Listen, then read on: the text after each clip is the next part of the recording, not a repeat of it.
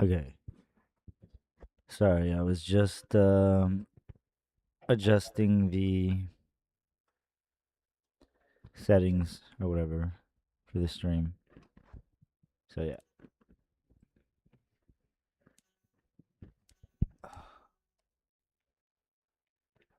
Um I wanted to start over cuz I had a different world or whatever, but it wasn't going so good, so I deleted it, started a new one.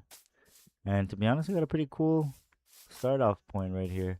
I started off in the savannah back there, and then now, I was walking towards this way to try to fill out the map, but I ended up getting to a bit of jungle, which is my favorite biome. So I'm like, hey, you know what?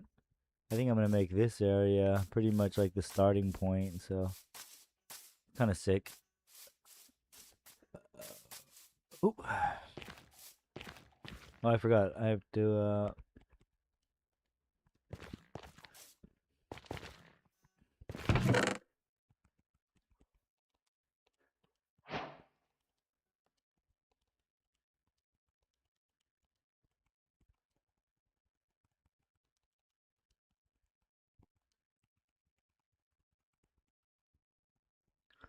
Efficiency and efficiency. Okay, cool.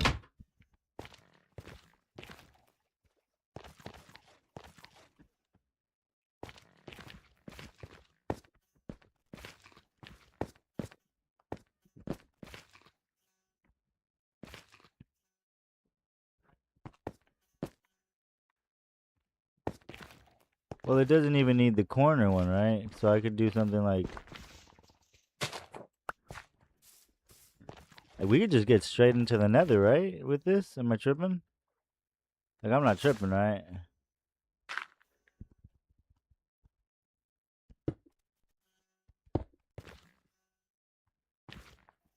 Oh, no, because it's, fuck. I'm stupid.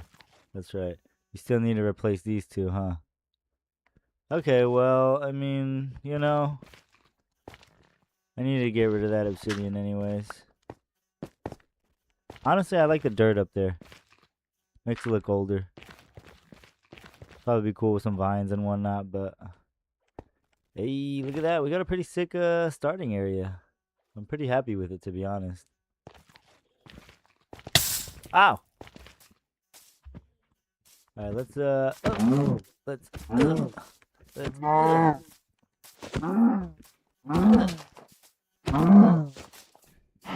where the hell is this at? There we go. Needed some of that. Some sugar cane could be cool. To be honest, I kind of want to just regrow it right here now.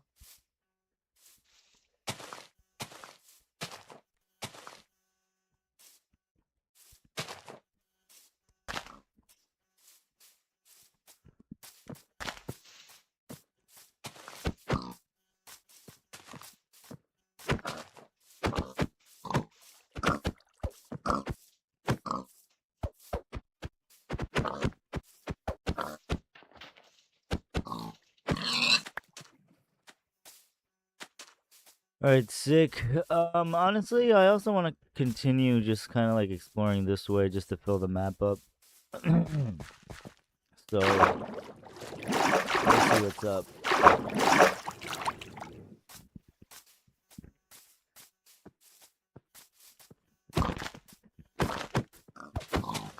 I honestly don't mind like how they retextured a lot of the stuff to give them variety either. I feel like the pigs look pretty sick this way. And I also enjoy that they have like the regular old pigs too. That's pretty sick.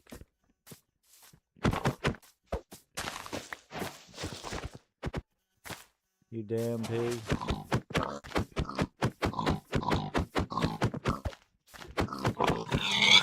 There we go.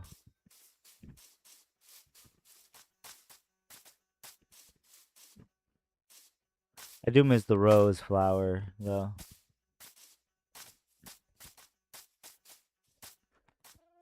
Let's see, what do we get if we keep going over this way? Some trees. To be honest, This is like a nice forest to cut down.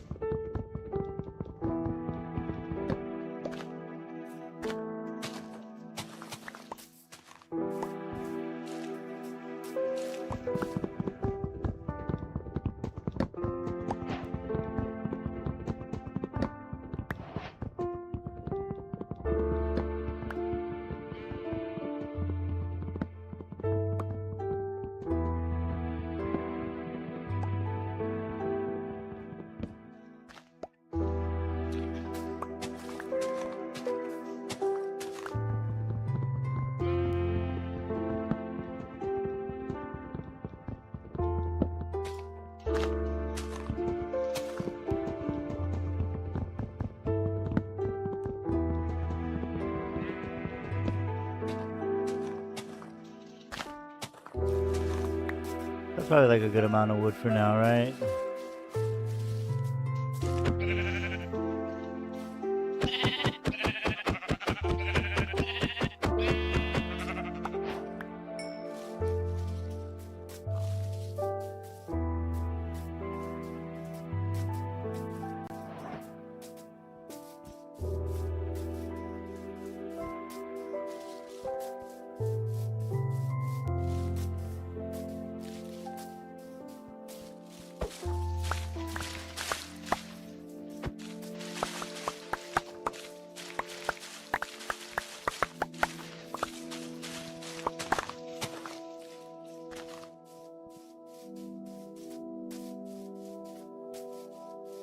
More savanna.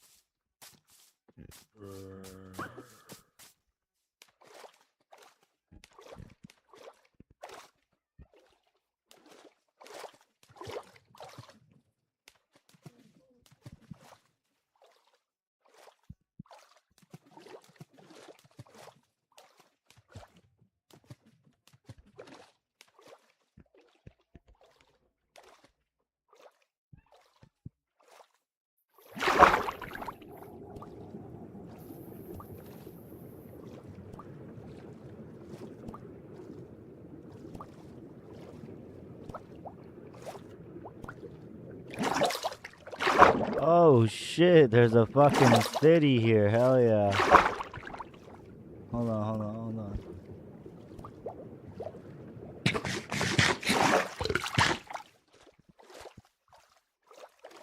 I'm gonna have to get up there quick.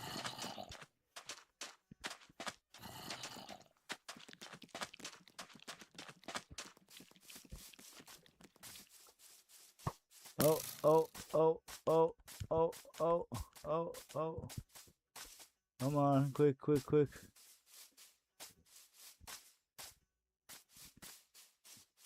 Come on. There we go. Hell yeah.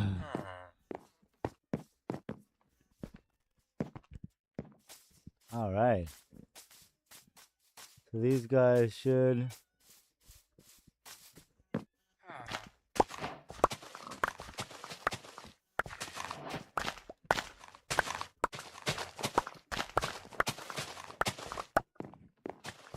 Those assholes taking all of them.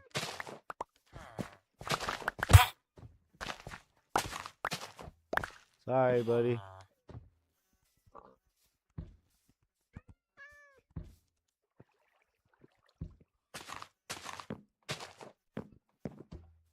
I said I do the carrots. Oh shit, is he gonna kill me?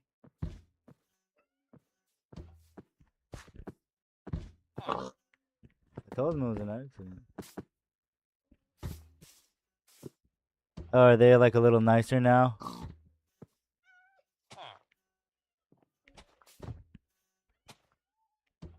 I hope they are, cause man.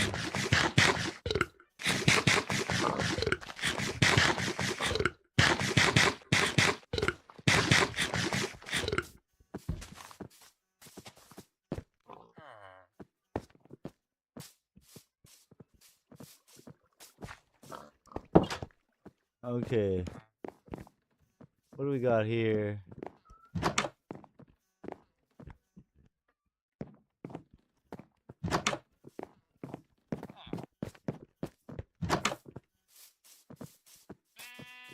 Or here? Nothing. What about here? Oh, nice box. Sick. Liking it.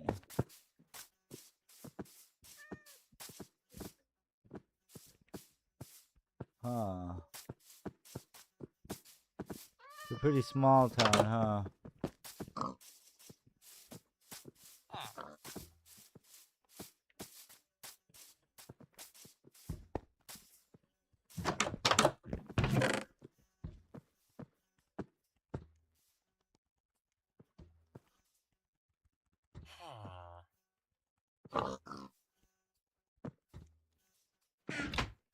Okay.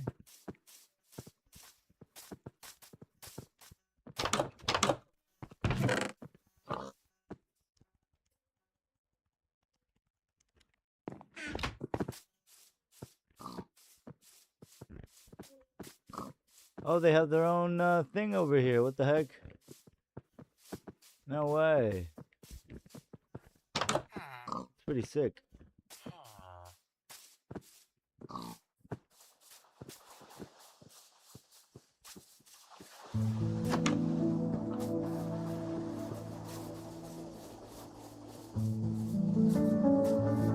I thought the town was smaller, I'm not gonna lie.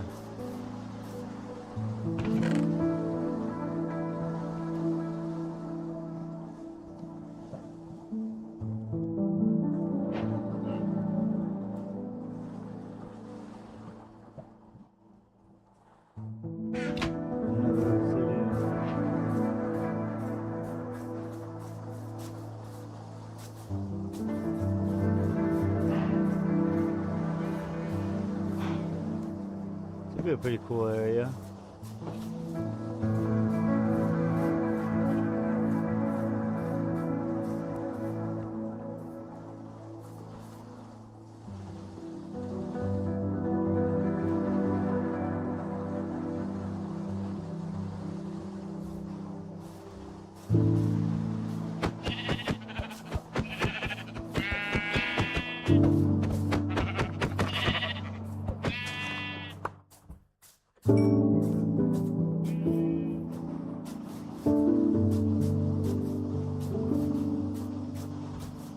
Ooh,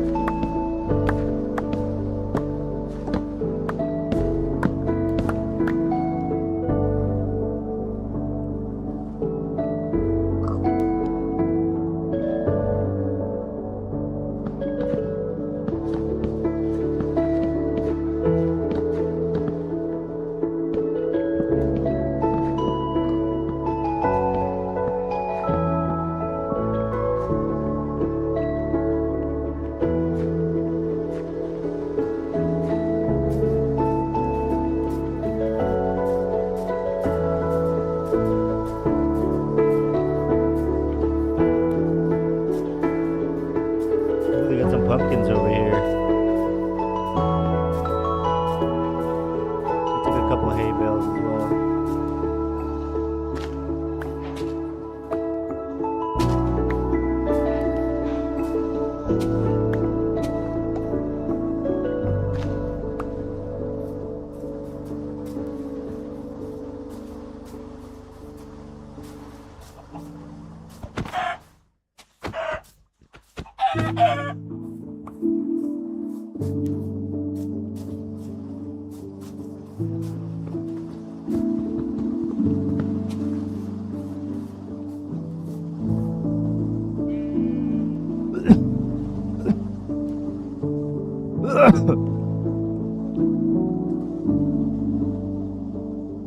What do I get rid of?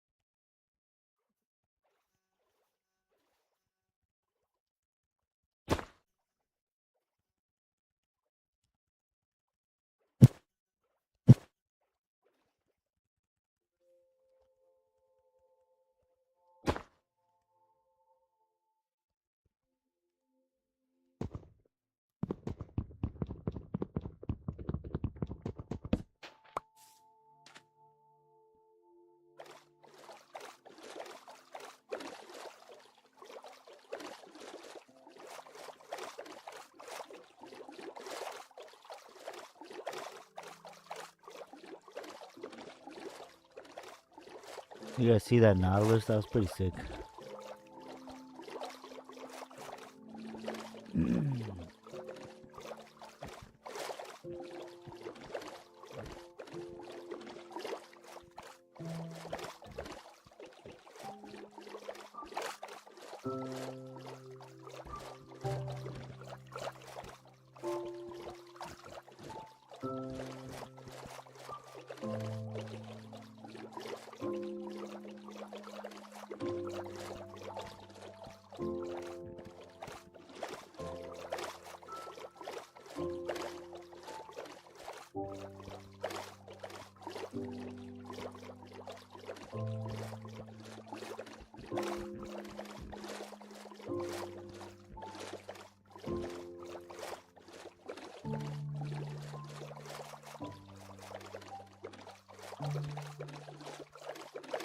Did they get rid of ships in this game? I remember they used to have like the sunken ships. Or the crashed ships. Do they not do that anymore?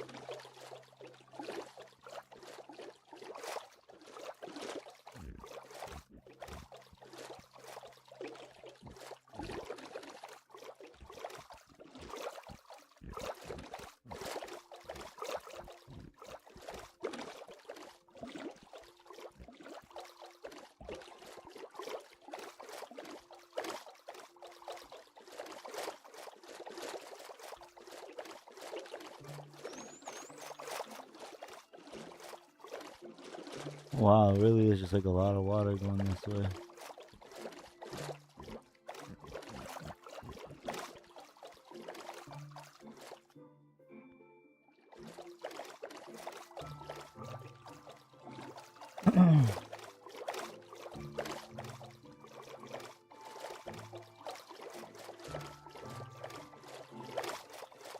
Pretty sick.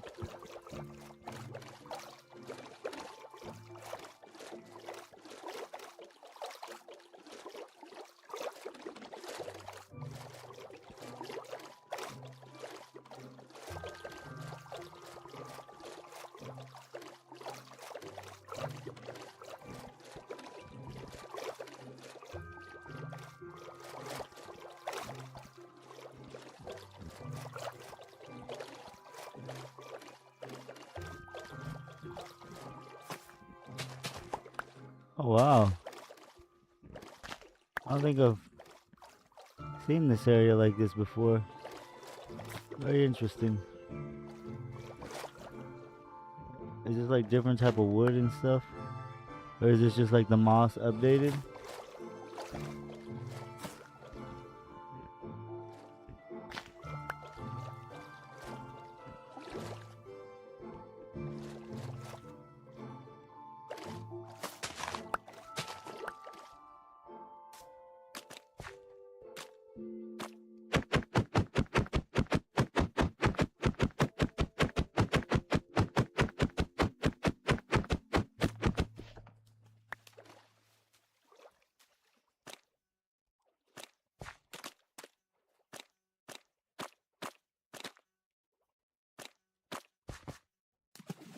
These aren't even trees, huh? What is this area? Odd.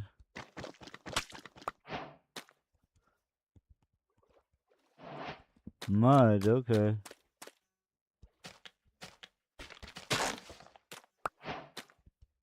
And what is this? A mangrove. Interesting.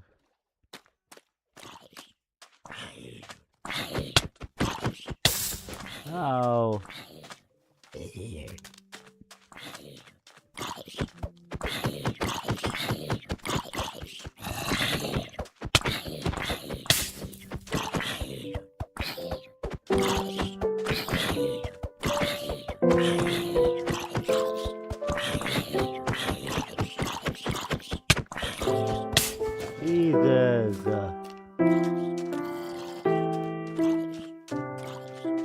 they just spawning out of there? What the hell?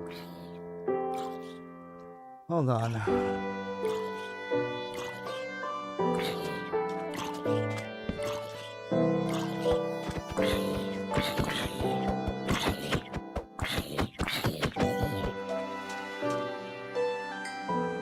are relentless. What the hell? We got spears now? I'll try a spear, to be honest. I didn't know we got fucking spears. Although I should have made a fucking... I'll eat some beetroot, I guess. What the hell was that? Oh, it's a frog. That's a frog. No way. That's sick. That's sick as hell.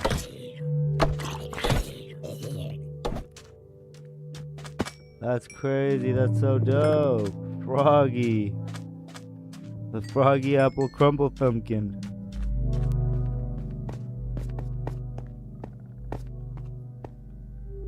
No, there's nothing special over here. I mean, besides the... Hold on, give me 1 second. I gotta disappear. Okay, yeah, that's sick though, yeah. Mangrove, I fuck with it.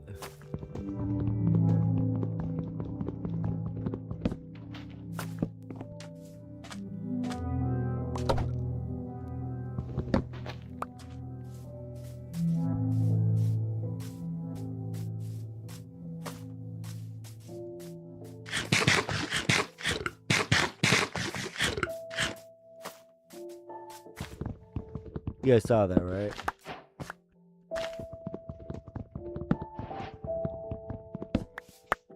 Oh, damn. That's a lot of guys.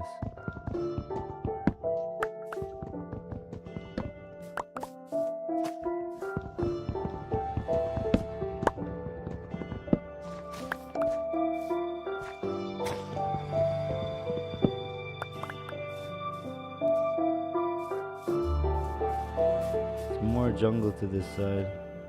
That's pretty sick.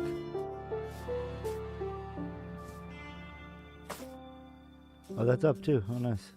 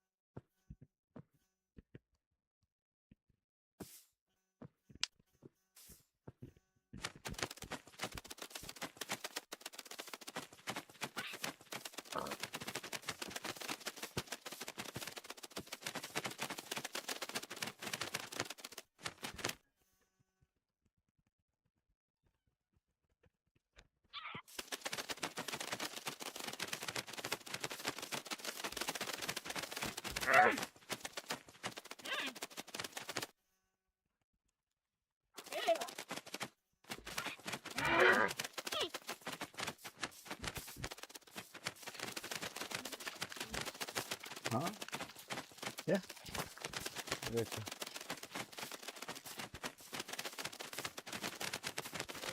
Make a baby, you guys.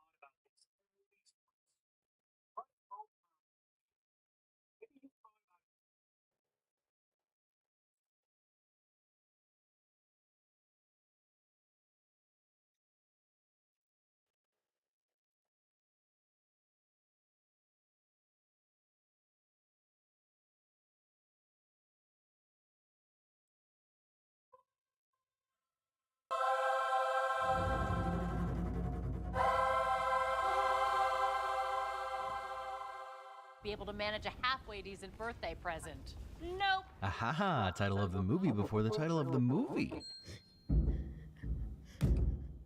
You could put a Mr. Rogers quote behind this sound design and it would give me nightmares. But the Book of Nahum specifically has a decent amount of ye old fire and brimstone as well as comeuppance against oppressors, so this is blanding. Also, this theme of spectacle continues throughout the whole thing. Immediately unsettling eye contact right here in the opening scene. Hate it, I mean love it, love it. Love horror movies. The search for a group of missing hikers is set to resume this morning. Missing hikers? You mean jean jacket boot? Keep our heads up out the clouds on this one. I know. He's saying it right to us. Cloud's bad, and we have no idea. Not only does he have maybe the most iconic voice, second only to Sam Elliott and James Earl Jones, and had iconic roles in iconic alien films like They Live and The Thing, but dang, Keith David is looking downright iconic on that horse. Not everyone can pull that off. Well, I told you to fix the damn walker. Yup, that would be the missing hikers. And this slow shot is amazing. We see Otis moving totally okay, and 3 seconds later, OJ looks back and Otis is slumped over. We know it's coming, but this cut here really adds some oomph to the gut punch. Less than 6 minutes in and everything is already bleak. What is this? Pixar movie? Well, obviously I'm gonna have to censor this, but wow, that is both disturbing and doing a great job of making me want to know what actually happened. Yeah, it would be Jefferson. Nope. Oh, right. Still aptly named. What an amazing credit sequence. A slow push-in on something completely unrecognizable to us, but it's the whole shebang, Jean Jacket's mouth. And then this crossfade to the classic The Horse in Motion, further confusing our eyes and setting up the abuse/spectacle themes of this movie. Hey, horsey. Hey, don't look in my eye. Again, saying it directly to our faces. I love Jordan Peele. Does anybody know the name of the black jockey that rode the horse? No. This scene is up there on the list of all-time awkward scenes, and Keke Palmer is killing it. M's indifference to the room's indifference is downright inspiring. She just goes for it, and I want to hide under a blanket. And he is my great-great-grandfather. There's another great. She didn't just forget the extra great. We later see her watching the video that her father made that this speech is based on, implying that her dad's speech is where she learned it. And to Otis Sr., Alistair E. Haywood was a great-great-grandfather, while to M, as she says, there's another great. I do a little singing on the side. Motorcycles, baby. Motorcycle escape shadowing. It seems so obvious what this movie will be about since we're 13 minutes in and we've seen 2 animals do things they weren't supposed to do on set.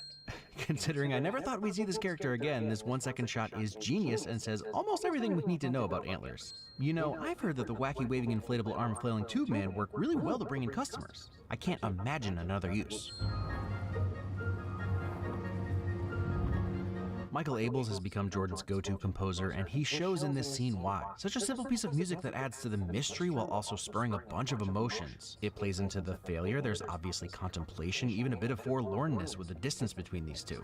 I'm getting to see her future ultimate weapon, Chekhov's balloon as it were. This is in reference to the biggest, bestest, brand new live show we have coming up here. This phone call is a fun detail. She says that they squeeze out a couple of extra press passes for their big event. This event is of course the one where Jupe shows Jean Jacket to everyone, but if you've seen this movie you know that the event has a pretty low attendance, so she's just flexing to the person on the phone who it then becomes clear doesn't even know what she's talking about. All while the focus is on OJ and M, so these details just fly by. I love Jordan Peele. Hey, just like his balloon. Us inspired scissors on Jupe's desk? I actually wanted to lay some groundwork to a pathway of buying some of them back. Yeah.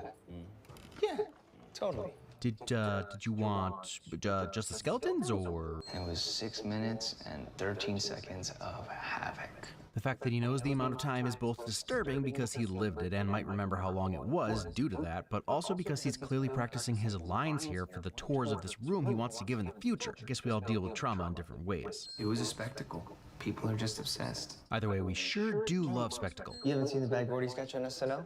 I mean, I pretty much nailed it better than I could. This is rough, because it's clear that Jupe can really only talk about this day in the context of entertainment. The SNL sketch gives him control over it in a way that he did not have of the actual horrors he witnessed. But he's still pretty explicit when talking about Catan. Crushing it. He is a force of nature. He is killing on that stage. I love this moment in Yun's performance. He's actually a little emotional and choked up. His eyes are just a little glassy, but he switches it off so quickly. Well, that's Jean Jacket's cloud right there. Jordan Peele never has bad lighting in his films, but the lighting in this film is just legendary. So I guess you don't want to see what's good with that liquor cabinet then, huh? I got that hobby weed too, actually. That's all you had to say then. I love their whole sibling vibe. You believe all of it, from the tension around money to them both wanting to hang out but needing an excuse, like raiding their dad's liquor cabinet or OJ's hobby weed, which I just learned means that he just grows it for fun rather than to sell. Feels real. I mean, kind of too real? It was Scorpion King, actually. It wasn't a Western. Ooh, talk about rubbing salt in the wound. Pops did something when he made this place. He changed the industry. That's real. I can't just let that go. Kaluuya is an amazing actor. This whole film he is subdued, but lets out little moments of emotion. And right here, right before the focus turns to the horse being out, his eyes start tearing up and we see why he cares so much about keeping the business going. The amazing Keke Palmer really channeling me the first few weeks of the lockdown, except my dancing is bad.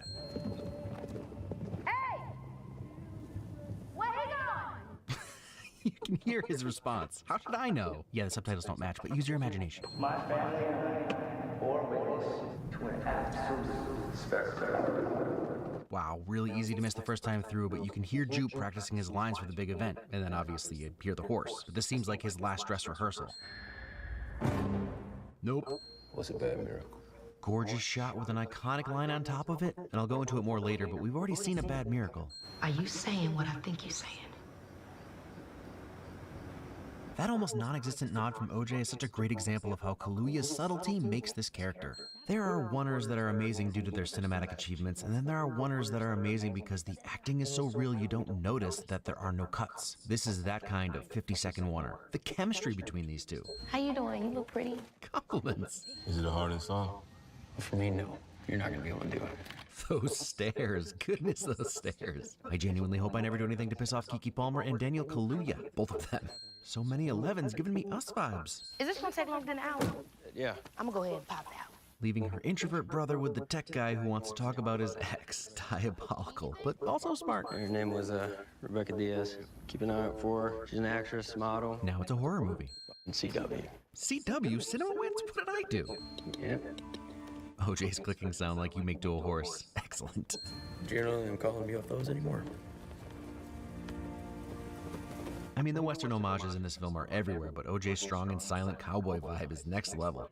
Cool. There's lots of theories. Intergalactic travelers looking for peace. Futuristic humans coming back in time to stop us from destroying the planet. Or planetary destroyers. And as humans, those are our theories, because we think it's all about us. One of my favorite things about Jean Jacket is that it's literally none of those. Just a hungry animal. Thumbs up, thumbs up! Thumbs up! Give Stephen Yeun all the awards. Should I do it? Yeah, do it. Dang it, I love these two. No, this is such a genuinely scary moment. People around me in the theater were just openly cursing at the screen. Nope. Perfect writing, perfect delivery. Come up, and honestly, that kid got off light. Jupe sons. You stole that horse. M shouldn't have stolen the horse, but what Jupe's kids did is even more messed up when you realize they actually know there is a UFO. It's why they have the costumes. Cat, she wouldn't hurt a fly. Again, the lighting. If you've paid attention to any of the behind-the-scenes stuff for Nope, you probably know that DP Hoyt Van Hoytema legit invented a new way to shoot day for night scenes using a digital camera and a film camera. And it's all very technical, but this is the amazing result. Depth and color that you can't usually get. John Seale and George Miller got superb stylization with their day for night. Peele got realism, but cleaner. I've seen 9 months. That's more than just a jump scare. Camera B is down. What? Camera B is down. I love that if you're really paying attention, you already knew this. Also, the scared turn around on a phone, classic horror movie shot, and I hope Keke enjoyed every second of it. OJ! It's in the cloud! I love OJ. Once you know Jean Jacket is an animal, the movement makes so much sense since it's hunting. Still creepy, though. Still incredibly creepy. Speaking of creepy, it's amazing how silence can just wreck your night. I ain't never seen no shit like this. It ain't worth it. Totally agree. People who claim to have seen aliens get mocked in our culture, but if I thought I saw something like this, I'd straight up never leave the house, or in OJ and M's case, never stay at my house again. I got mouths to feed. If only you knew how true that was. I guess some animals ain't fit to be trained. Keith David should have cameos in more movies where he briefly shows up to tell us one of the movie's themes. The eye footage Antlers is looking at. Wink, wink, you know, because there's eyes and eyes wink, but also because eyes and eye contact is a big part of the film. Am I explaining it too much? Nah. I have seen Michael Wincott in exactly 3 movies, Alien Resurrection, Robin Hood, Prince of Thieves, and The Crow. And yet hearing his iconic voice for 10 seconds, I knew exactly who it was playing Antlers. Well, it was either Wincott or Tom Waits. This dream you're chasing, the one where you end up at the top of the mountain, all eyes on you. It's the dream you never wake up from. That line with that delivery, goodness, Wincott had to have known he was laying down an iconic moment. Also, this would work really well right before a breakdown a la Vincent Price. Angel has good taste in music. It doesn't move like a ship. What you mean, OJ? What if it's not a ship? And the guy who spends his life with animals would be the first to figure it out. You have no idea how to tell time. Great gift, Dad. I'm actually blown away by how well they're nailing a 90s sitcom feel. In fact, the way Mary Jo only smiles when on camera is really reminding me how terrible it can be for child actors, especially in the 90s. But we gotta feed our spectacle addiction. Oh, the way his TV dad encourages them with a pat? Coming in through the back like this on a modern camera gives the feeling of seeing something we shouldn't be seeing. Genius way of delivering this moment. There are hundreds of things that have happened on sets that we only ever hear about, so giving us this inside look really plays into the, you guessed it, spectacle. That's right, we're part of the movie whether we want it to be or not. Something immensely disturbing about the applause lights going off while Gordy is doing what he's doing. I mean, I certainly wouldn't call this a good miracle, but it is part of what arguably saves Jupe's life. That and the tablecloth obscuring the direct eye line. I know Jupe lives and I'm still terrified. Also gives new meaning to this line. That's the first exploding fist bump. Yun is saying so much with just his face, but the Kuleshov effect is in full force, and with the context of the edit, we know every emotion Jupe is going through. And now Abels is really going full spaghetti western with the whistling and classical guitar for Jupe's part in the story. Everything about this is bleak. The veil, the glove, the sweatshirt with her face on it. Just super heartbreaking parallel to real life events that were revealed on Oprah, which makes this feel more intentional. Yeah, like Oprah, for example. That at 6:13 p.m. How about all the details in Jupe's show? His jacket has the ship on it as well as the flower shape that it can transform into. He feeds the alien at 6:13 because that's how long Gordy's attack was. He also puts his staff in the outfit Gordy was wearing that night, complete with the red stripes instead of black for the blood. Even the alien masks look just like the Panavision cameras. He misinterpreted his miracle. I believe they trust me. If they didn't, I don't think any of us would be here right now. It seems like maybe his experience with Gordy makes him think he'll be okay, almost like he thinks he's immune. You can even hear him mutter under his breath. Bear with us now. Trained animals can be unpredictable. LOL. LMAO even. The shadows behind Jupe? Is there just the slightest smile there right at the end? Is he happy to die in a spectacle? Is he just happy it's over? Will this moment keep me up at night? Maybe, man, yes. Well, this is endlessly disturbing. There's no gore. Even the implied violence is sort of unknown, but the scream is terrifying, and it's upsetting and wet. People are throwing up, so you can imagine it smells awful, and the reveal that it's biological after OJ's guess? Another oneer, this time skillfully and slowly builds up the tension. Then as Jean Jacket is seen in the background, it almost acts like a cat when they think nobody sees them sneaking up, and then the big reveal is super intense, but it's all one long shot and the buildup is just nuts. Not to mention the audience screams. Okay, I'm not the only one who thought the jean jacket was a giant cowboy hat at first, right? Just a big old Ascension 10-galloner. I mean, if it was deliberate, it works, obviously. Speaking of hats, notice that the actual horse rancher wears baseball caps and Jupe, the theme park owner, wears a cowboy hat. Also, that's not a hat, it's jean jacket, changed my mind. Lucky! Fun fact, besides Lucky, all the title cards name a character who is going to die in that act. Probably why they call him Lucky. We're in trouble. Honestly, no shame. Appropriate reaction. Again, just all sorts of disturbing, but I love the way Jean Jacket is blocking the rain. You know, Slayer warned us about this and we didn't listen. Nope. Exactly. Calmly and quietly shuts the door. That's why OJ lives. He knows when to call it. I mean, the name of the movie is Nope, a thing so many characters should have said before going in the house, going up the stairs, or leaving the car. OJ is like the anti-horror movie hero. The design for Jean Jacket is so simple yet so horrifying. Safety first. I don't mean to toot my own horn, but I'm pretty good in most crises. Like spinning out on an icy road, I'll regain control while everyone else screams. In certain situations when fight or flight kicks in, I go into superhero mode, no cap. So, getting to see OJ just soberly handling the situation is insanely refreshing. He's freaked out for sure, but he's acting normal, controlled, his actions are calculated. Don't get me wrong, jump scares still get guys like me and OJ, but if there's danger and we see it coming, just call me Neo, bruh. Metal. Just in case there was any question if Jupe is just the worst for inviting Mary Jo. He really is better with animals. Also an apropos song because sunglasses might obscure eye contact. Yeah, that checks out. Also nice wiper shirt. You never go wrong with a fried fish sandwich. Apparently Jordan loves fried fish, and the more I think about Jean Jacket, the more it seems more like a marine animal, which makes this victory shadowing?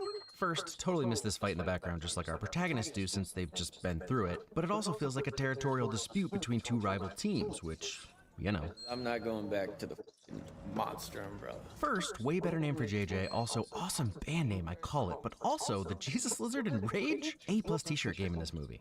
And everyone is wearing sunglasses, but I tend to think OJs are the only ones that would be truly effective since they're mirrors. Asking is someone who was in the house when the shit went down. 100% here for this budding friendship. Jean Jacket. Aww, cause M didn't get to be involved in the training of the first Jean Jacket, and now this one is going to eat you all. So sweet. Made her myself. No electricity. I mean, there are plenty of wind-up Bolex 16mm cameras that already exist, but points for DIY ingenuity. Let's go, boy! Yeah! I think they might be my favorite siblings of all time. This whole planning and testing and gearing up montage feels so 80s, but modern? It's also the fastest way to get creeped out by a raspy-voiced old white dude. Mr. Purple People Eater, don't eat me. But this is also an homage to the 70s with Jaws, Show Me the Way to Go Home. Holst is a great Jaw. He's big, he's mad, and he's got a lot of spirit. But anything with a spirit can get broke. What a badass, depressing line. And of course he'd wear his Scorpion King sweatshirt to deal with Jean Jacket, the animal that made them lose the contract. Also, it's bright like a flag. How exquisitely stupid is that? Stealing that line. Honestly, earlier in the movie when they showed a wacky waving inflatable flailing arm tube man, I was afraid they wouldn't really be in the movie, but little did I know that the wacky waving inflatable flailing arm tube man would be a huge part of the plan. So now we get tons of wacky waving inflatable flailing arm tube men, which is great. Just realizing that if CSI ever came out to their house and swabbed the blood, they'd find the DNA of every single missing person from Jupiter's Claim, and they'd have a lot of explaining to do. From prison. Forever and ever and ever and ever. You see that cloud? This guy really confused Logan Paul, and who could blame him? It's a guy on a motorcycle talking. I mean, who is he? Oh, right. Either way, that's a sick helmet. Also, the horror on her face and in her voice at TMZ is both hilarious and real. Come up and... What was that sound? In the middle of this tense scene, Peele throws in a yelp like that? Love it. Also, the wide shot is amazing. It's here. I think I'm finally realizing that Angel is just a movie guy. First Speed, now Poltergeist? Pop quiz, guys. My bad, man. What a shot. The reflection of Jean Jacket in OJ's eyes, which is why OJ is apologizing since his reflection made it seem like the rider was looking at Jean Jacket.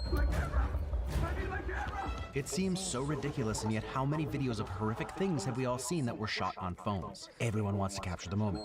Daniel Kaluuya actually got in a rough horse riding accident a few years earlier and had to work through his trauma to do the riding in Nope, and he's killing it. Oh dang, Jean Jacket just sitting there waiting for OJ to look at him, using the rider's screams as bait? I know we've seen Jean Jacket before, but somehow the scale hasn't hit me until now. It is massive. I also love that they're just fully embracing the Western movie music and aesthetic. The light, it's gonna be magic sound. I both hate Antlers for this and also totally get it. Magic Hour is Magic Hour. Is it arrogance? Is it that he knows the only way to get the shot he wants is to die doing it? Is it that he's already dying? Either way, he does get to go out doing what he loves. So, no thanks, but good for him if it's what he wants. Yup, that's what I've been saying. Always have a tarp with you. Keep one in the car at all times. You never know when you'll need shelter or you need one to knock you over because you can't look away from a giant intergalactic sand dollar that feeds based on eye contact. You know, this whole time I've been thinking, sure, he's scary, but just stay inside. But no, he'll rip your house apart.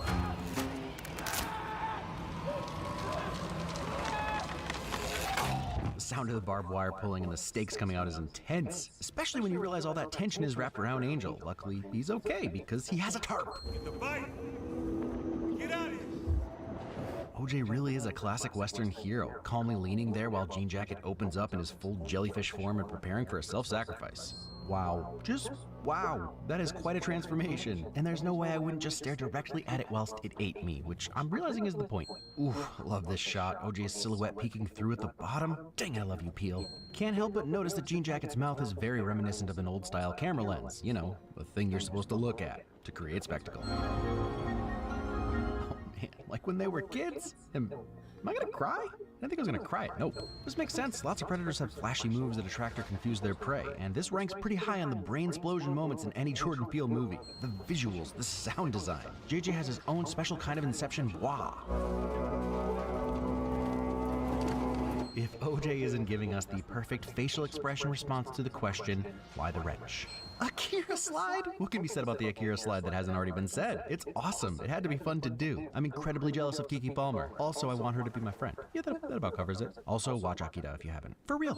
Releasing the balloon is genius when you consider that the encounter isn't about food at all. This is a challenge for territory, and what's a bigger challenge than something that looks like a human but is the size of Jean Jacket? You can definitely see the Neon Genesis Evangelion influence there, particularly the fifth Angel. Speaking of Angel, genuinely glad this guy is still alive.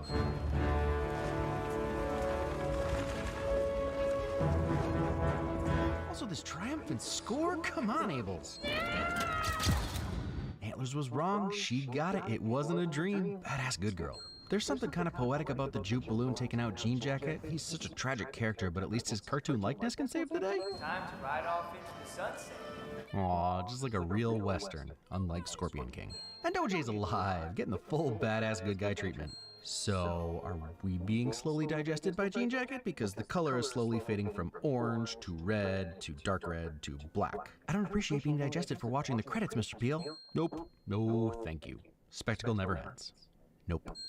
Logan Paul. I'm just kidding. I busted Logan's chops a little, and while I don't think he really cares about my apology, look, everyone comes away from art with different opinions and feelings, and his are valid. There's a part of me that just wonders if maybe a tiny part of him on a subconscious level was annoyed because this movie very explicitly points out how we exploit tragedy and horror, and animals for that matter, and all for our own entertainment and, say it with me, spectacle. He's done that once or twice, and I personally think he's come a long way since then, but that's no central theme. Heck, it's the plot. I mean, the secondary plot is the group escaping / defeating Jean Jacket, but like the main drive, the main focus of the film, right until the end is getting that money shot. Capitalizing on the spectacle, and sure, it's to save the farm, that's why we find these people redeemable, but like, also to get rich and famous. One of the main characters sacrifices his own life in pursuit of the perfect shot. The TMZ rider is a short-lived secondary villain / convenient bait, but the difference between him and Antlers is a few voice octaves speaking in riddles. Obviously, I'm being hyperbolic, but the goals were the same. Get the shot for money or acclaim. You can wax poetic to me all day about how Antler's goal was more meaningful, and maybe it is, but like, I don't know, is art worth dying for? Maybe he had weeks to live and this was meant to be his gift to the world, we'll never know.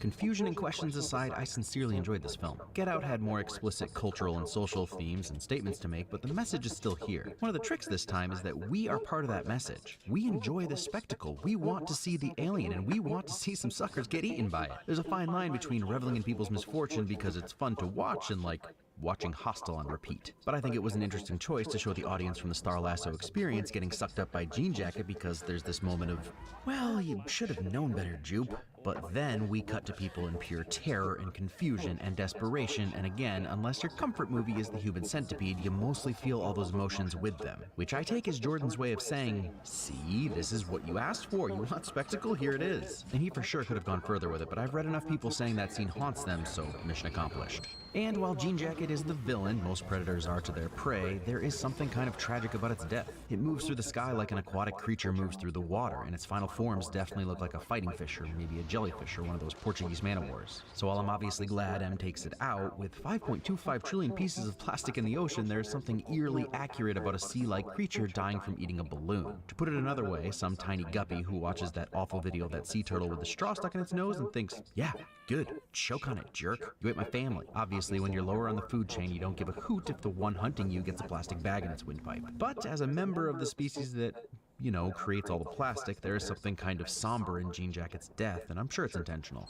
This is definitely a different undertaking for Peel, but you wouldn't know it. The final act is more of an action thriller than a horror movie. Multiple sweeping horse riding and motorcycle riding shots, immaculate CGI. The tension was there the entire way through. This movie didn't get the same reception as his first two, but I doubt even Logan would call it a failure. Ah, dang, he did use the word objectively slow and confusing. Things being objectively confusing are funny because by whose measure would Stephen Hawking have been confused? I digress. I love this cast. Brandon Perea's Angel stands out for me because I disliked him so much for half his screen time and then loved him so much by the end. And the way he slides so comfortably into M and OJ's clique is enjoyable. And he gets some of the funnier moments. But honestly, this movie doesn't work or even exist without Daniel and Kiki completely nailing the brother-sister relationship. I already mentioned it a few times, but you can feel the love between them, the love only siblings feel. And it's not that petty NBC sibling drama where they're ridiculously hostile and then totally cool 5 seconds later. It's real. There's tension and disagreement, but an unconditional love that makes giving your life for each other the easiest decision. It's great stuff. And then Stephen Yeun really captures a trauma survivor in an interesting way. It's heartbreaking when you put the pieces of his life together and realize that he never left the trauma. And whether he would have been able to consciously articulate why he ended up in this situation or not, it's clear that the tragedy he was a part of shaped him into the guy who thought he was chosen for something special. Which kills me because we're all looking for meaning, and when terrible things happen, I believe that search vastly intensifies. Bad miracles go beyond balancing shoes or bullseye nickels, and when you recognize that that's what they are, you keep waiting for the other shoe to drop. Whether it's karma or universal balance or divine purpose, we all want to believe we're the main character of something. Jordan doesn't do sequels, or at least he hasn't yet, and I think that's totally fine. Being left with this world as is allows us to fill in the blanks, and sometimes explaining too much can take away from what it is in your head. But either way, I'm stoked for whatever he comes up with going forward. Next week, a long-awaited movie that I've had way more fun writing for than I ever expected.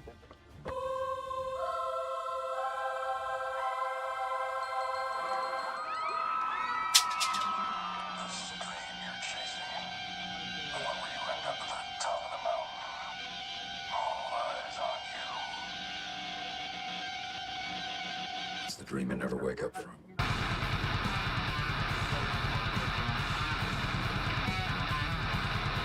Somehow you think that a man who can send a rocket into space would be able to manage a halfway decent birthday present. Nope. Well, I came down to Earth, and I hid in a tree. I said, Mr. Purple People Eater, don't eat me. Hey, Gordy!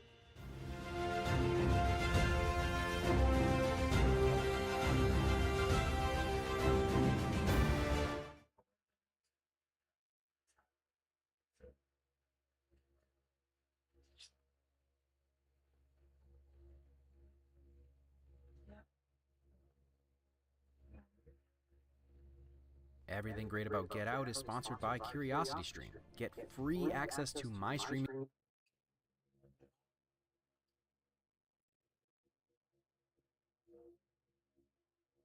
video service Nebula when you sign up for CuriosityStream using the link in the description.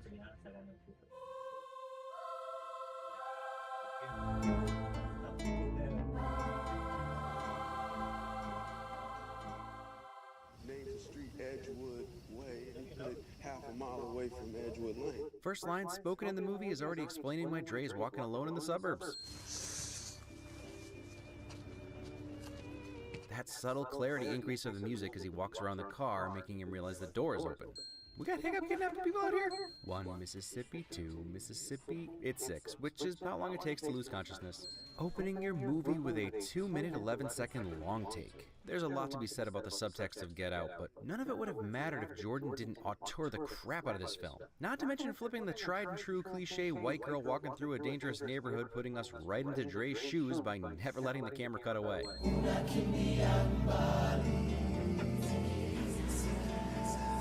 Well, all the Swahili speakers just had the movie spoiled for them, since Siki Liza Kwa Wahenga roughly translates to, hey, listen to your gut, save yourself, you know, get out. Childish Gambino is always a win. This apartment is a win. Rose, the literal honeypot, buying more donuts with that crazy-eyed smile. I know it's only crazy-eyed in hindsight, but that...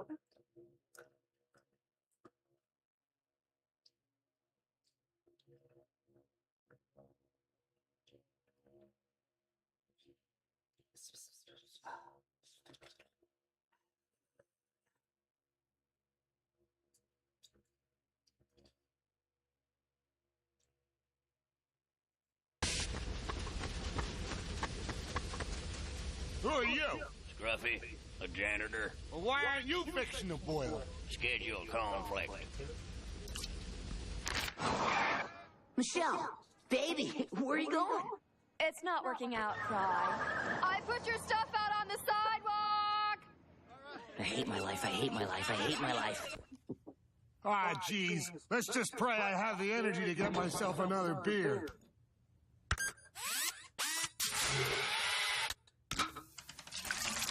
Ah, what is this? The Middle Ages?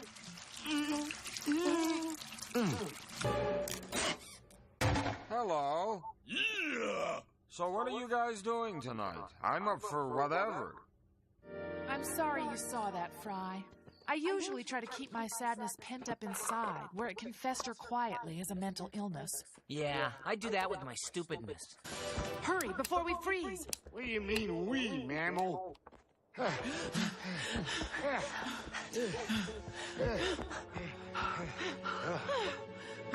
Oh dear, I really ought to do something.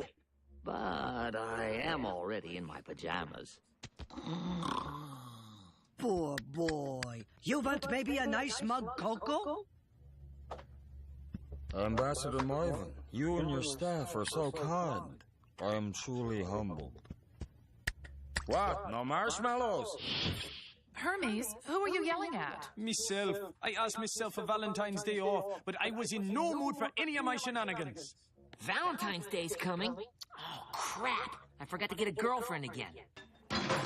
Well, Fry, it was a pleasure meeting you.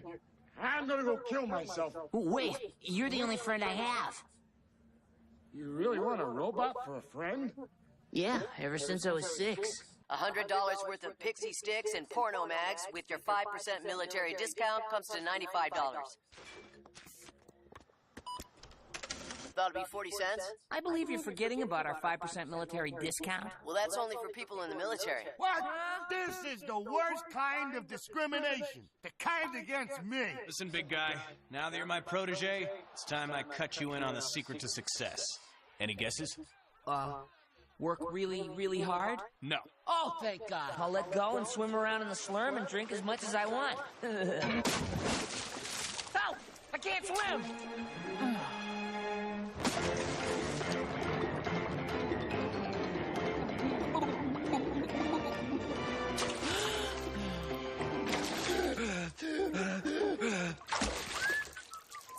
Bender, why did you jump in? Everybody was doing it. I just wanted to be popular. What? Oh, your awards show. I'm sorry I couldn't make it, but I had a very good reason. Perhaps you'd favor us with it? My pleasure. You see, I came down with a searing case of who gives a crap.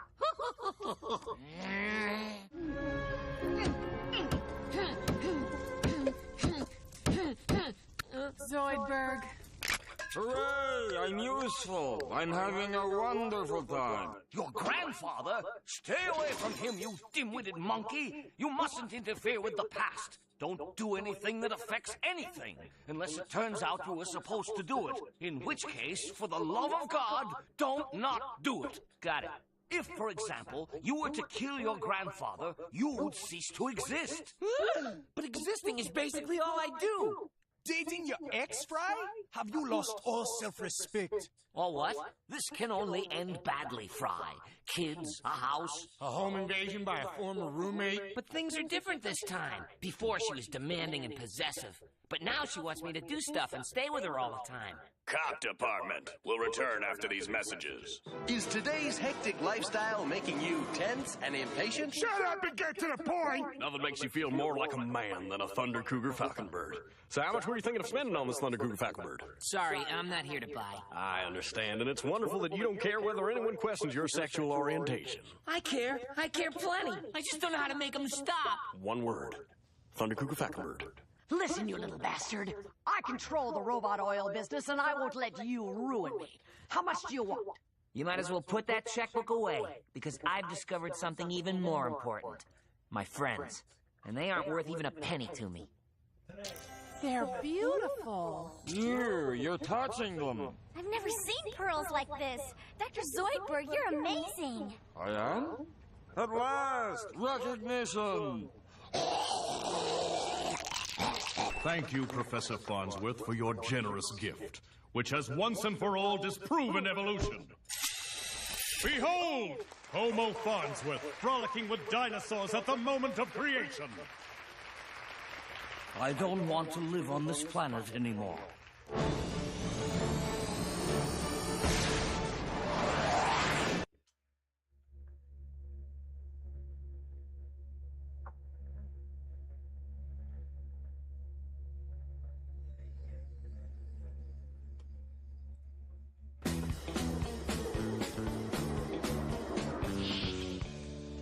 Good news, everyone. We've got a very special delivery today. Who's it going to? Me.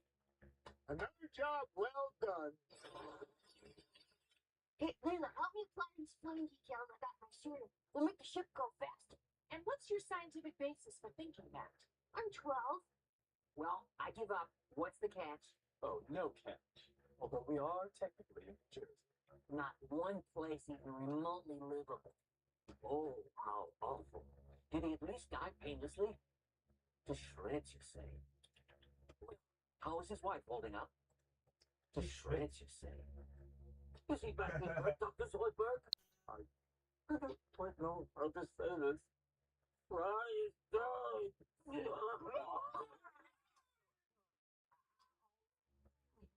Wait, not that. The other girl. Oh, I'm beginning to understand.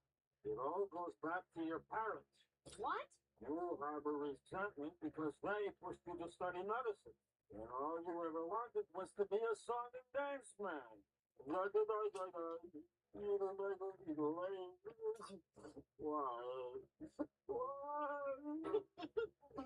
If only I programmed the robot to be more careful what I wish for. Robot, Experience this tragic irony for me. No!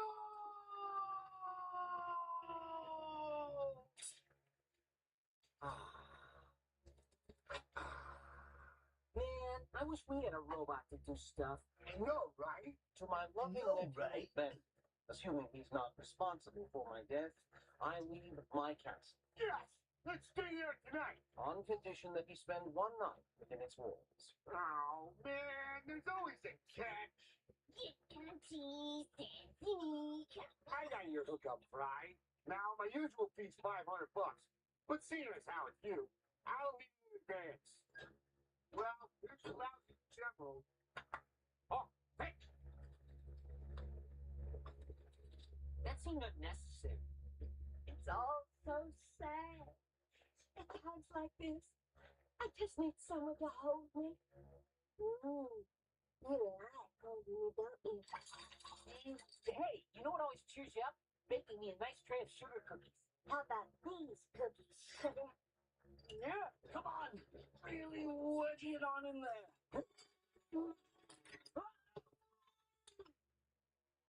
So that's why they call me the cat man. Nobody move! I got the charger! Now, hang on. I want it. Okay, there! Save us, cat man! Time continues to skip forward randomly. Details at 11. This is the news at 11. The mysterious and unexplained. Turning to entertainment news, teen singer Wendy might just be the lady who won 3 Grammys last night, found dead in her bathtub. This thing I wear on my wrist says they're not poisonous. Well, how are they?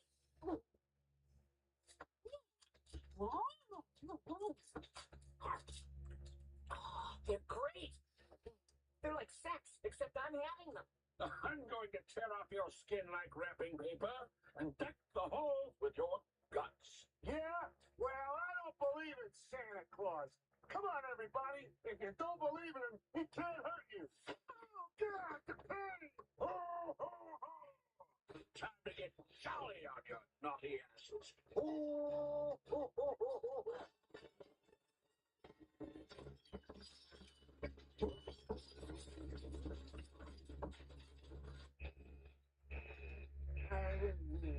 What's happening?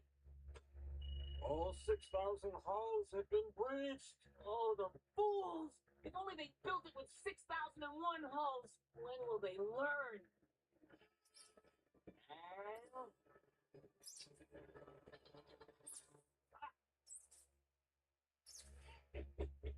Almost fooled you there. Bye. Whistle, Joan. Whistle, Joan. I heard you the first time, Francine. Sorry. After lengthy computations, I, the computer, have decided the fate of the men. The computer sentences them to death by Snoop Doo. Woody, gay? Hey, the speedometer only goes up to 80. This thing can't go faster than 80,000 miles an hour? No, it can't. But it's got a driver's side floor and an 8-track player with genuine mono sound. Where's the device that lets you speed or slow the passage of time? Under the seat. Now the world's starving masses have a cheap, abundant source of nutrition. But not too cheap. I'll take the cash, and you can have the credit. I don't want the credit. Genetic engineering is wrong. Oh, really? Tell that to your old friend, the Giant. Where is he? Oh, God! He's invisible now! Fly-high. I'm scared. You both should be in here instead of me. Someone's acting awfully aluminum. Lena, my sweet, I've come to save you.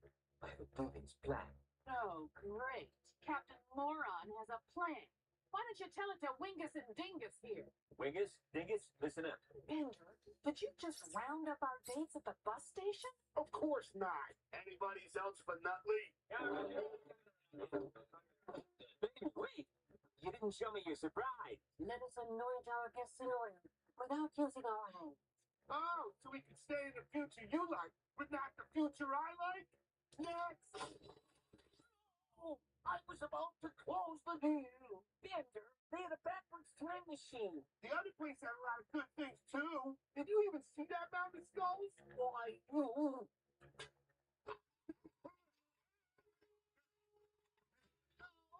If only we had a toboggan. Faster! Faster! I have a question. What if Pendra was really giant? You idiot. We already saw that. I know. I liked it. I want to see it again. We're not seeing it again. Ask something less stupid. Oh, all right. How about this? What if I never fell into that freezer doodle and came to the future, Jiggy? That question is less stupid, though you asked it in a profoundly stupid way. What would happen if I never came to the future? Poor little guy. You look like you haven't eaten in a month. Here, Mr. Panucci asks. Your name is Seymour Asses. I like you, Seymour. You're not constantly judging me like all the other dogs. Are you? We understand each other. It'll take more than deadly bees to keep us from doing our job. Come on, boys. But Leela, we're no good. Listen, I'm scared too, but I'm more scared of disappointing myself. I'm not scared of that at all. Hello? It's delivery for Frosted Wang? Not another crank delivery. Why don't I read these things ahead of time? One time was funny, but every week for 10 years, not as funny. True, not as funny, but still somewhat funny. So you're saying these aren't the decaying ruins of New York in the year 4000? You wish. You're in Los Angeles. But there was this gang of 10-year-olds with guns. Exactly. You're in L.A. But everyone is driving around in cars, shooting at each other. That's L.A. for you. But the air is green and there's no sign of civilization whatsoever. He just won't stop with the social commentary. I'm still in mid-peril, you claws. He's too far out. We can't reach him. With my last breath, I curse forever. I shall preserve the DNA of Homo sapiens.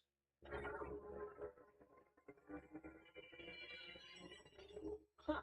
I thought you only saved the DNA of endangered species. Farewell. I guess he didn't hear me.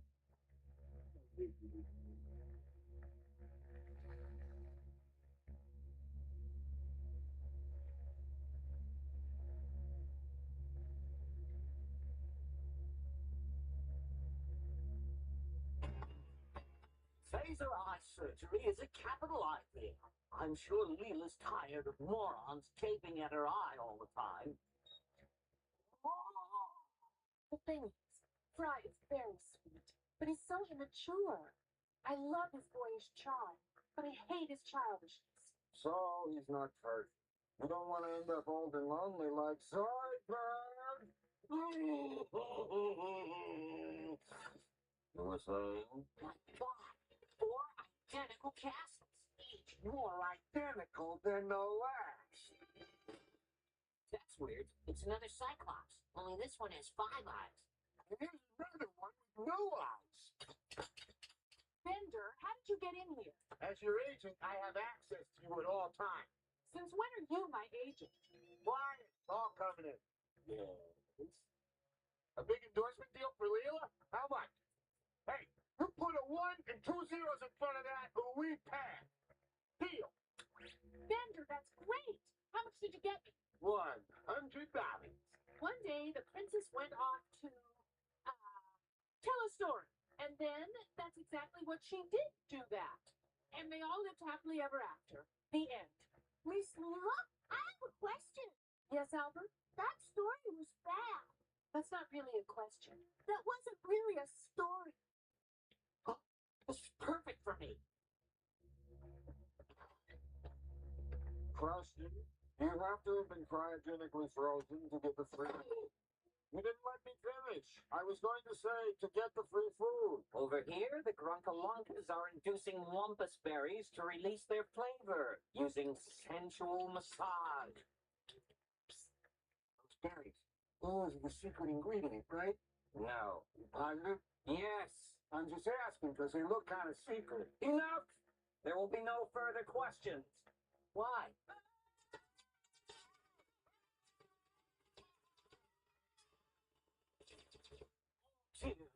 killed on our doorstep. And there's no trash pickup till January 3rd. Crew, you're working too hard. Tell me about it. For once, I thought it might be nice to do something in a social setting. Finally get to know each other. Why, I don't even know half your names. You boy, what do they call you? Most folks just call me Orange Joe. Look, I'm programmed to be very busy. Unless you can heat water to 212 degrees, I'm not interested. You got an extra go-to 10 line? I said I don't need a Pendra. Bender? That was the other guy. My name's Boiler. Nice work, Boiler. Thanks. They call me Bender. Garden variety penguin lays 1 egg a year. Since the spill, our penguins have been laying 6 eggs every 15 minutes. Also, the eggs hatch in only 12 hours. Also, the males are laying eggs. This man is overcast. And so we say goodbye to our beloved pet Nibbler, who's gone to a place where I, too, hope one day to go. The toilet. Do your worst, because no punishment could be bigger than denying me my freedom. You are hereby sentenced to death. Wait, let me finish. Also, in a rare double whammy decision, the court finds polygamy constitutional. I can't wait to tell my husband. I am Singing Wind, chief of the Martian tribe. Take me to your leader. Moving along. You're smart, you're beautiful, and best of all, you go out with me. Me? Fry, please try to understand. You're a man, I'm a woman. We're just too different. And in this corner, Swordburn. Come on, lighten up. What is this, a funeral? Take, I've got 4. Stomach contents, 1 deviled egg. Deviled egg? The same deviled egg. Come on, you guys have forever to look for God. All I'm asking is 1 measly lifetime to find my friend. He speaks out of love for his friend. Perhaps that love in his heart is God. Oh, how convenient. A theory about God that doesn't require looking through a telescope. Get back to work. Fry, swallow your food, then talk. A mermaid. Yes, she's a wonderful ship, all right. As beautiful now as the day I got botched laser eye surgery. That's hard. Oh, great Godzilla's gonads. Who wasted precious fuel? Answer now or be punished. Oh, all right, fine. I admit it. You will be punished. I'm going to jump. No! Oh, do a flip. Don't do it, Hermes. You have so much to live for. I get it. Reverse psychology. Please, old friend, don't jump. Use another method that won't damage your liver. Other people need it, you know.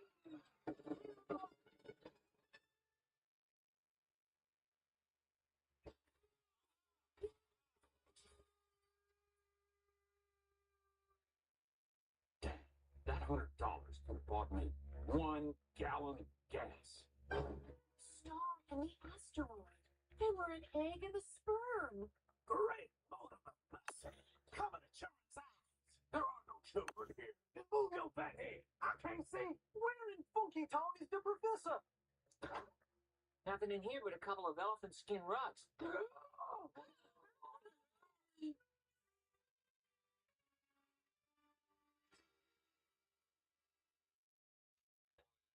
Translated? Of course, but only into Beta Crypt 3, a language so complex there's even less chance of understanding. I didn't ask for a completely reasonable excuse. I asked you to get busy. Very well. Isn't that the same machine that makes noses? It can do other things. Why shouldn't it?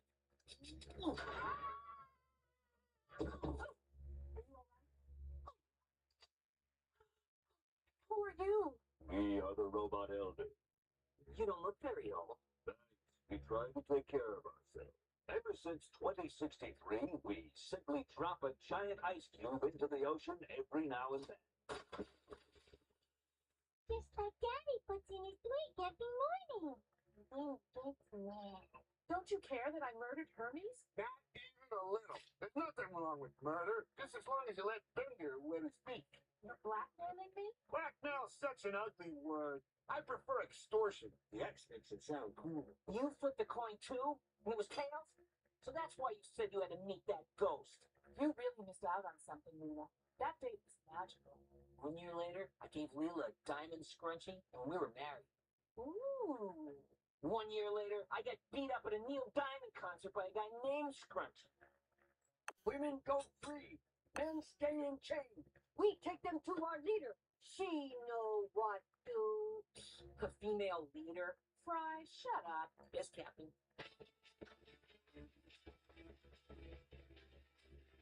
Anyone seen Ulysses Grant? He ought to be in Toronto. He's over there, puking in the bushes.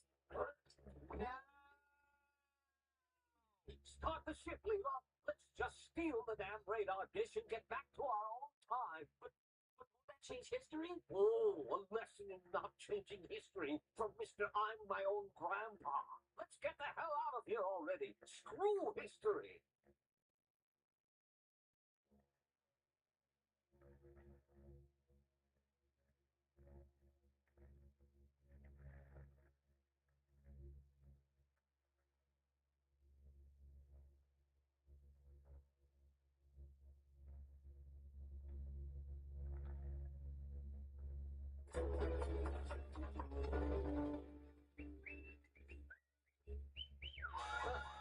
$10, please. Oh, man. Move over, God.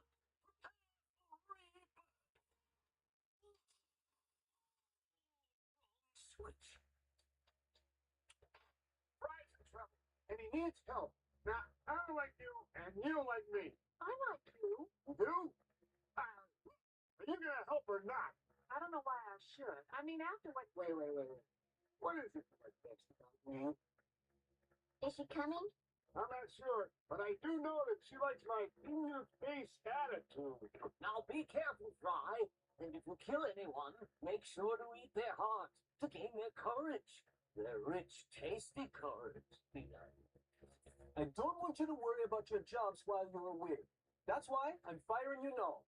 Perhaps 149 is just too old to be a scientist. Yep. No, Professor, don't give up. There were plenty of times in my century when I was going to give up, but I never did. Never. Hey, are you even listening to me? No, I give up. Tonight, on date night, poplars, eating them. Is it all right to? We have with us the CEO of Fishy Joe's, Mr. Fishy Joseph Gilman, noted anti-eating activist Free Waterfall Jr., and the discoverer of poplars, Captain Taranga Leela. Taranga? That's her name, Philip.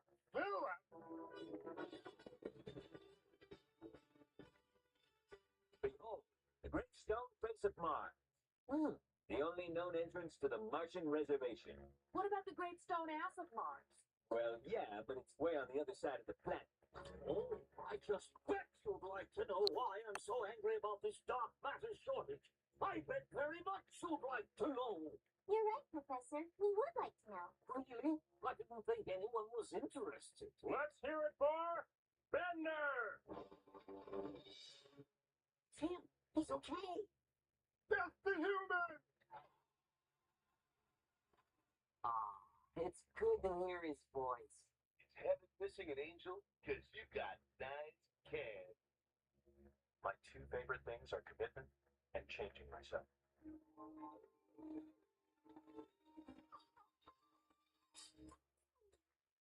Does that dummy have a brother? I wanted to introduce you to my on-again, off-again girlfriend of the past 1,000 years, Michelle. Michelle, this is Leela. This is Pendra. The professor. Hermes Navy. Nice to meet you. And this is Dr. Zoidberg. Sorry, Pendra. You agreed to this when you joined our religion. If you sin, you go to robot hell. For all eternity. Oh, hell. I mean, heck.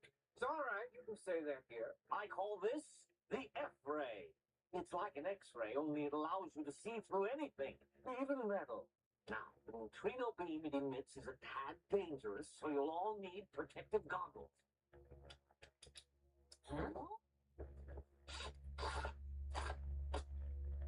Up here in the clouds, technology makes us invincible. The mighty X and tic-tac-toe. Look at those pathetic cavemen down there, loading their silly catapult.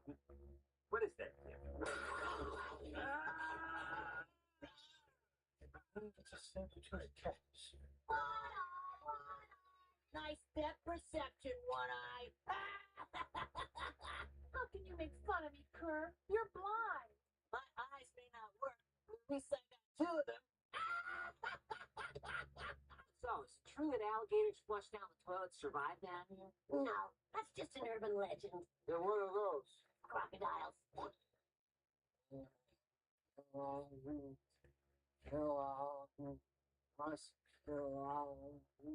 Pendra, wake up! I was having a wonderful dream. I think you were in it. Pendra terminated. Pendra saved. Jack, although I don't see howitzers. Someone said howitzer! He's trying to make me look like an idiot. Don't be jealous. Without his special hat, Gunther might be no more intelligent than you. Ah, I hate that brute. Fry, that monkey is my most important experiment. If you two don't stop fighting, I'll have you both neutered. That'll show him. It's hopeless. I can hear all this great music in my head, but my stupid hands can't keep up. Aw, you know what always cheers me up? Laughing at other people's misfortunes. Wait, this is what we're running from.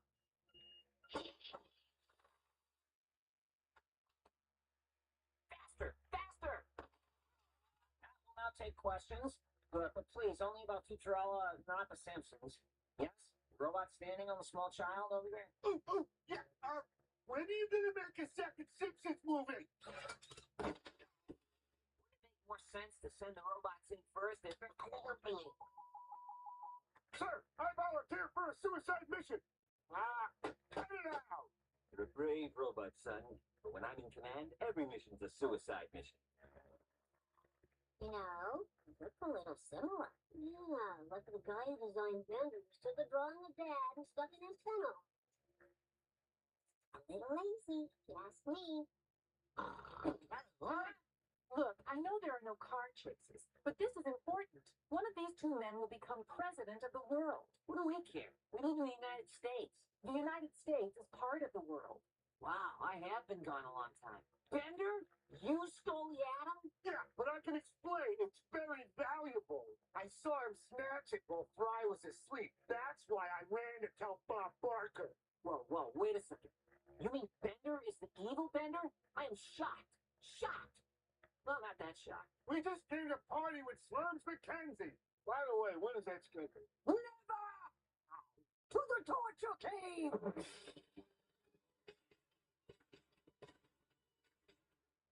You, my metal friend, will have the honor of becoming 174th Slurmcans. This trip is turning into a big letdown. Ambassador Marvin, you killed my lawyer. You're welcome. He defended my freedom when no one else would. He was a good and honorable man. I request a satanic funeral. Goodbye, cruel world. Goodbye, cruel land. Goodbye, cruel velvet drapes, lined with what would appear to be some sort of cruel muslin and the cute little pom-pom curtain pole cords. Cruel though they may be, huh? Oof. If that stuff wasn't real, how can I be sure anything is real? Is it not possible, nay, probable, that my whole life is just a product of my or someone else's imagination? No, get out. Next!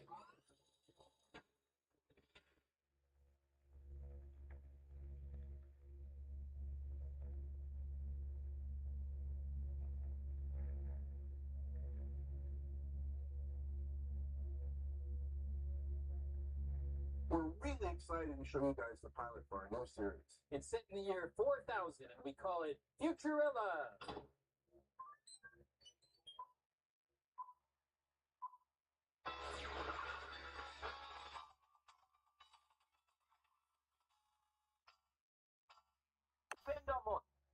come to my attention that this company has been paying you to do nothing but loaf about on the couch. You call that a couch? I demand a pillow. We come a long way, baby. The fruit of the robot's labor was this. The stately 1992 Matura. Hey, my girlfriend had one of those. Actually, it wasn't hers, it was her dad's. But actually, she wasn't my girlfriend. She just lived next door and never closed her curtains. Fry, remember when I told you about always ending your stories a sentence earlier? One of these days, Alice. Soon. Straight to the moon. Wow, I never realized that those astronauts were so fat. That's not an astronaut, it's a TV comedian. He was just using space travel as a metaphor for beating his wife.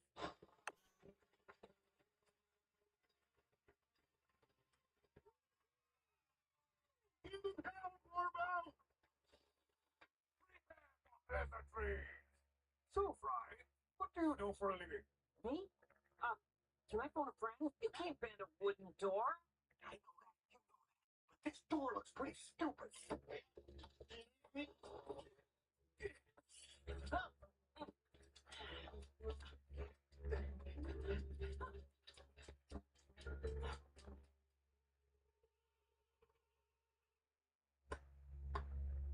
What time is it? Time for you to shut up.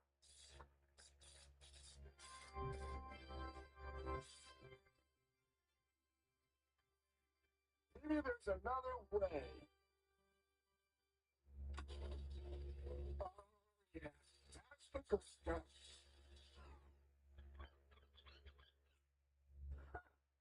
Sorry, Pendra. I guess I owe you an apology. Hey, wait! What's going on through that doorway? Let's go, Doc. Chop them up. I got a rich customer. Needs that kidney stuff. Yeah, see? I didn't use your toothbrush. You stole my kidney! Don't try to change the subject. Over the cost of this escape-proof workshop, your software will be reprogrammed. Right. And by some tech support guys in engine. But I read in Esquire magazine that some robots are hardwired to be robosexual. Don't believe those lies, son. The only lies worth believing are the ones in the Bible. Poplars are intelligent. This one called me Mama. Congratulations. I assume Amy is the father. Poplars can't talk. Leela must be hallucinating from not eating enough poplars. Here, eat some now. No! I said eat. Come on, mind you. No. Oh. Sorry, babies. Leela, maybe you should lie down. Yes, listen to the father. A train got crashed in New Jersey. Want to see? People won't be late for work, though, because the governor lady said, I'm sending in more trains.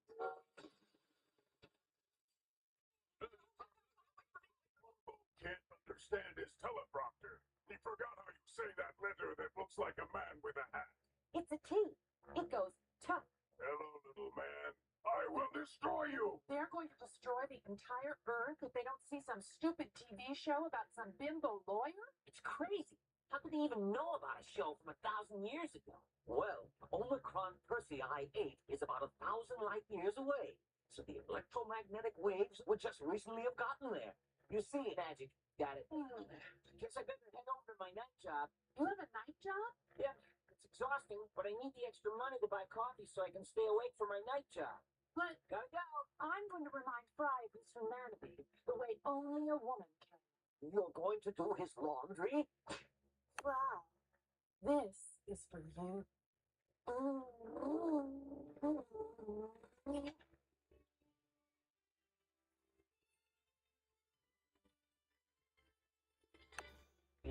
Oh, for God's sake.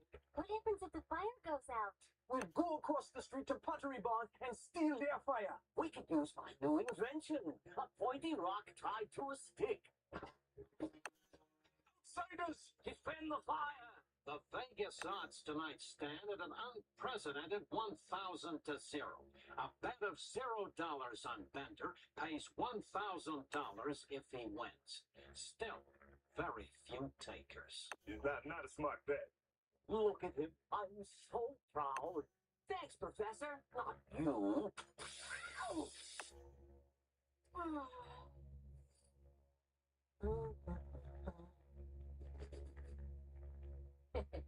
Less as the brass ring, fellas. Planets fair on one. Cool effect. It's a desert, ugly little planet with absolutely no natural resources or strategic value. Questions? Why is this godforsaken planet worth dying for? Don't ask me. You're the one who's going to be dying. You're both naughty for disregarding each other's feelings. But we said things right. Fry even risked his life to get me a present. But what about your other co-workers? Did either of you ever stop to think about Dr. Zoidberg's feelings? No, I swear. Santa has something very special in his sack for you two.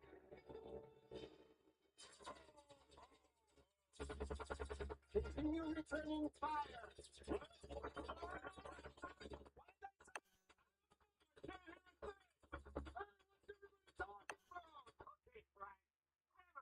For this one, because there's no God, and your idiotic human ideals are laughable. Whew, that's a load off my mind. I guess it's harder than I thought to make someone cry. You did your best, Pendra. Up yours, Bimbo. Aha!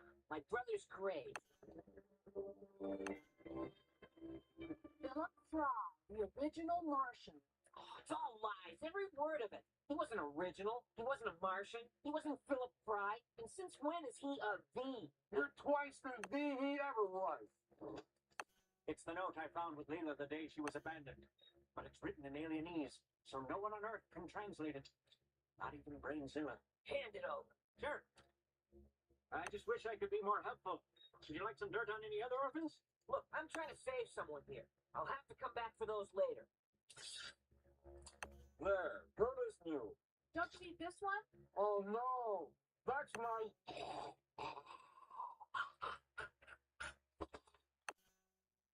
Gotcha. I'm not really a giant fly. I'm a horrible robot! Kill all humans! Dear God, he's having a heart attack! And I'll probably find a cure for that in the future. We have a cure for it now! Oh, good. Then you won't mind if I use this.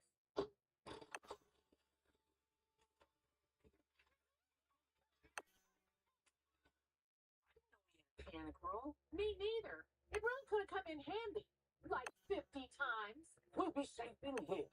The walls are impregnable, and we have enough food and board games to survive for weeks. We'll be dead within an hour. Let us join forces before the light of good is extinguished forever. Call me crazy? Just because I got a hotel in my foot don't make me a boobity. Pardon? Stop laughing at me, fried avocado!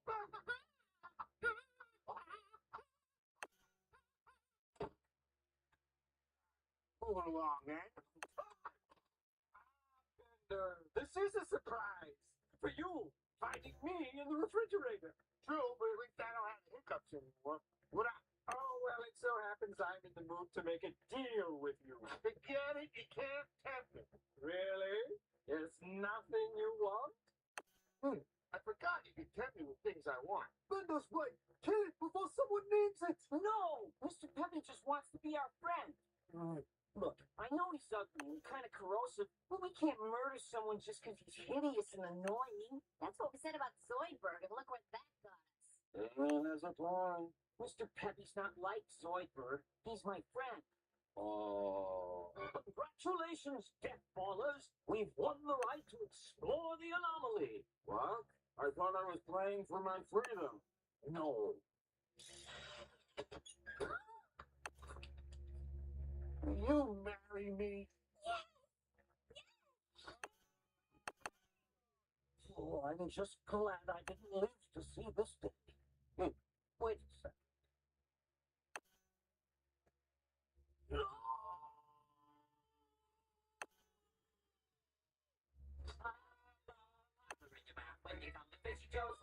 There's a mystery where they come from. No one knows. You can pick them, you can lick them, you can chew them, you can stick them in your eyes. Not the sewers, you can shove one up your nose.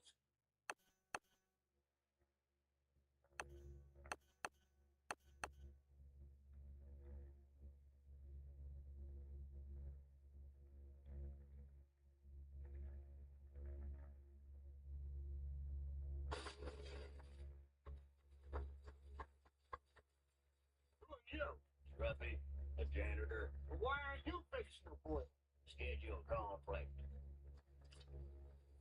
We're gonna try you out with a little delivery job.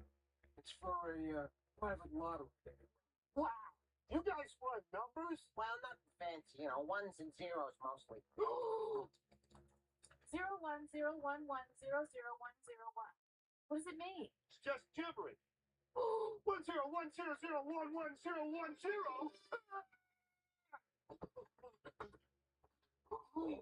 That doesn't look like an L at all. Unless you count lowercase. You know we don't. Oh, whoever did this was strong. This is 340 pounds of Tonka Tough steel. It should look like this. But instead, it looks like this. Who would do a thing like that? Who could do a thing like that? And by that, I mean this. Yes. You were right, Brian. From now on, I'm going to bang what I want, when I want, who I want. I'm unstoppable!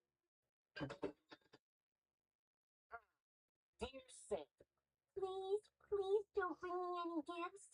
The bicycle you fired at me last year from your bicycle gun really tore up my insides. Awful. Let's read some more. Dear Santa, Please bring me a coffin for Grandpa. You choked him with a chestnut last year, and he's beginning to smell a lot like Xmas, if you know what I mean. sure, you can be a comedian instead of a doctor. If you want your parents to roll over in their graves. You can vote for Skinnadoodle. If you want, there should be a reception. Sure, you can go to medical school. If you've given up on your dream of being a comedian. Man, how long is this going to take? I'm still waiting on my birth certificate. Well, it doesn't look like I'll make it inside with the rest of you, but good luck. Just leave me where I drop. Hello, Green. Someone had a baby. All I wanted was for people to remember my name. It's nothing. Oh, fuff. Why bother remembering anything? You're just going to forget it 5 seconds later. I'm telling you, it spoke to me. Come on, little Popper. Say mama. Look, Leela, even if you heard one talk, that doesn't mean it's intelligent. I mean, parrots talk. We eat them, right? Yeah, maybe you just learn to talk as a parlor trick. Like Fry. Like Fry. Like Fry. Hey, you're quite the talker, aren't you? Shut the hell up! Ow! Stupid bird! I know where you live! Okay, buddy up and look out for overgrown ants. It's up to everyone to get their partner back alive. Fry, you go with Pendra. Amy with Lynn. And I'll go with... Screw it again, my friend. Fear not, for I shall assist ye. Robots don't say ye. Relax, mammal. My robotic software shall meet your calculatory needs. What is the meaning of this symbol? That's a plus sign, you pointy head loony. Quit thinking you're a robot. Oh, show you. So many loves half-loved. So many inventions half-invented. That damn time machine alone sent me back 15 years. If only it had worked, you could go back and not waste your time on it. But where, then, is the missing link between apes and this Darwinius Massillon? Answer me that, Professor. Oh, okay, granted, that one missing link is still missing. But just because we haven't found it doesn't mean it doesn't exist. Pshaw! Things don't exist simply because you believe in them. Thus saith the almighty creature in the sky! Cover that fireplace, confound you! I've only a few years to live. I don't want to spend them dead. We're pushing as hard as we can. Oh, pushing. One hell of a day. Yeah, but I learned something. Life is about decisions. Make the wrong ones, you'll wind up face down in the pool of your own blood and urine. No, you have your own pool. It's my $8 million. God gave it to me. Oh, come now. God didn't get to be God by giving away money. Oh, loosen up. You can't take it with you. Now I'm heading down to the casino and I'm taking my money with me. This is why you never see a poor person with millions of dollars. I promise to cut taxes for the rich and use the poor as a cheap source of teeth for aquarium gravel. Yeah! Show those poor. Why are you cheering, Fry? You're not rich. true, but someday I might be rich, and then people like me better watch their step. Is this some sort of brain scanner? Some sort, yes. In France, it's called a guillotine. Professor, can't you examine my brain without removing it? Yes, easily. Since this is such a serious case of old, we'll have to try our strongest treatment, a soothing full-body bath in searing hot tar. Sir, it's not necessary or wise to be naked. You sound just like my tennis instructor. Take this, Mr. President, sir. The president is tagging on my gas bladder. What an honor. Dr. Zoidberg is my friend. And though a woman has come between us, I say we'll always remain friends. And you know why? One reason. You bastard! I'll kill you! You bastard!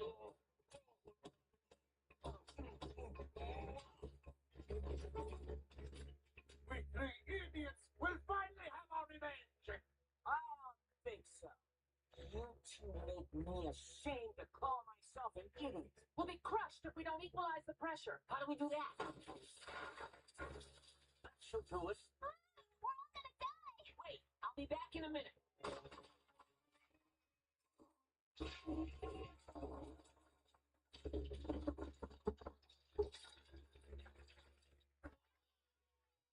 You did it, Fry. And what? We're just as good as any of those other crews you sent to their deaths. What's the mission? Collecting honey. Ordinary honey.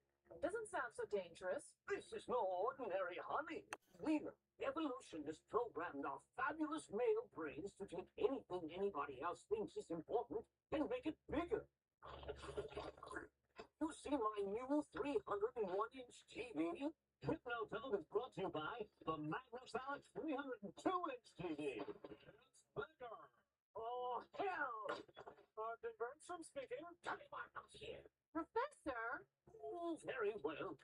Wormstrom, I've been a vainglorious fool. If you can find it in your heart to forgive me, your tiny little heart, would you consider a scientific collaboration? Sir, I'd be honored. Thanks, you little freaks. Faster!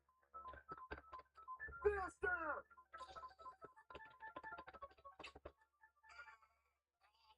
Quick, catch him with him! Wait. I do impressions. Behold, the swamp hag. You got the nice swamp, you kid. Don't let him get too crispy. Betsy followed you, Kip. I didn't realize you were bringing your girlfriend, Lieutenant. Oh, she won't leave me alone. Did I say girlfriend? She sounds more like a wife.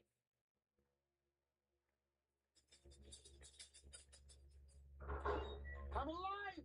Oh! Hey! Calculus back! Yeah!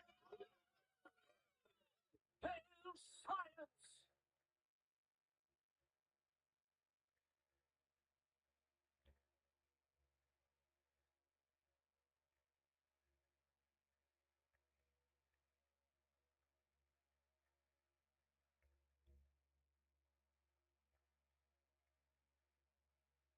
You're telling me they broadcast commercials into people's dreams? Of course.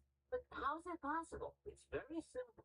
The ad gets into your brain, just like this liquid gets into this egg. I have all the money. Compare your lives to mine and then kill yourselves. Do it! Shoot! I'll give you $5 to not do what you're thinking about doing. You just lost $5. And look, you don't need an electric can opener to feed yourself. All you need is a trusty Swiss Army knife. Ow! I'm hungry. Who are those horrible orange creatures over there? Why, those are the Grunkalunkas. They work here in the Slurm factory. Tell them I hate them. I can't believe this. Bender's supposed to murder his closest friend, which I thought was me. But he went straight for you. He didn't even try to second-degree murder me. Could you give me some help? I think Bender crushed my foot. Stop rubbing it in. No, they did it. They blew it up. And then the apes blew up their society, too. How could this happen? And then the birds took over and ruined their society. And then cows. And then, I don't know. Is that a slug, maybe? No! Planet Express. Our crew is replaceable. Your package isn't. Are there really giant birds like that? No. That was all just special effects. Now let's have breakfast. I hope everyone likes eggs. Oh my God. Marilla. Hey, buddy. Heard you need to cheer it up. Well, old Pendra will make you laugh. Look at me, look. Beat out the boom, beat out the boom. I gotta work on my act.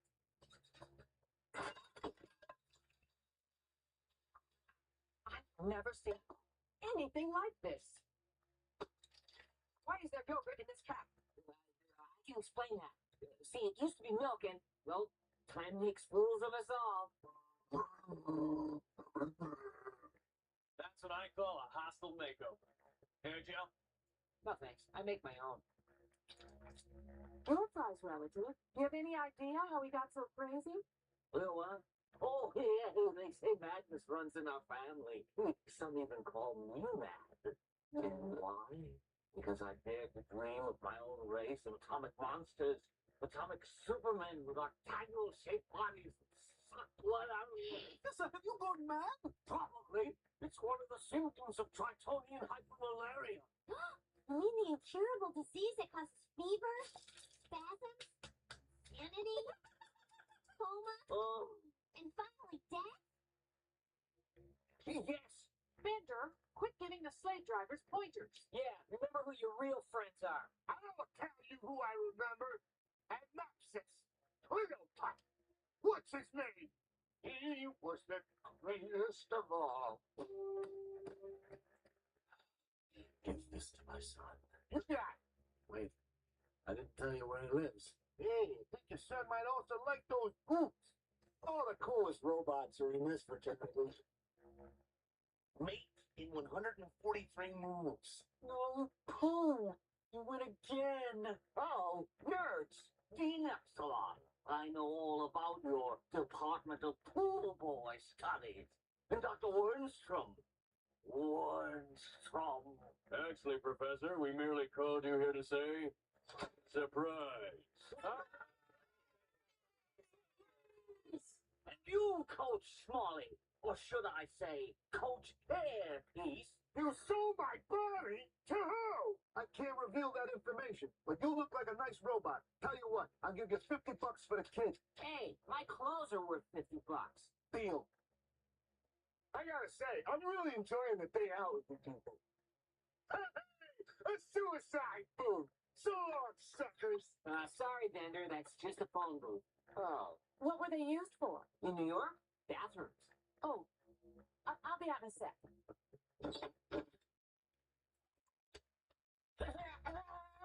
What? Oh, your awards show. I'm sorry I couldn't make it, but I had a very good reason. Perhaps you'd favor us with it? My pleasure. You see, I came down with a searing case of who gives a crap. This is the least scientific thing I've ever seen. You be quiet. Now, it's a simple matter of reverse installing Calculon's operating system. Amy, play this installation disc backwards. Rise from the dead in the name of Satan.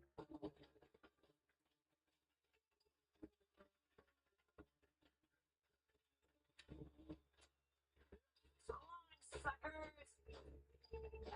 Hello, suckers. You're using an awful lot of makeup there. This is deodorant. What does it do? Come on in, Gary. I'll just be another 20 minutes. I'll be waiting. 20 minutes? You're practically ready now. Yeah, but it's good to make them wait a little. Oh, God, it's true.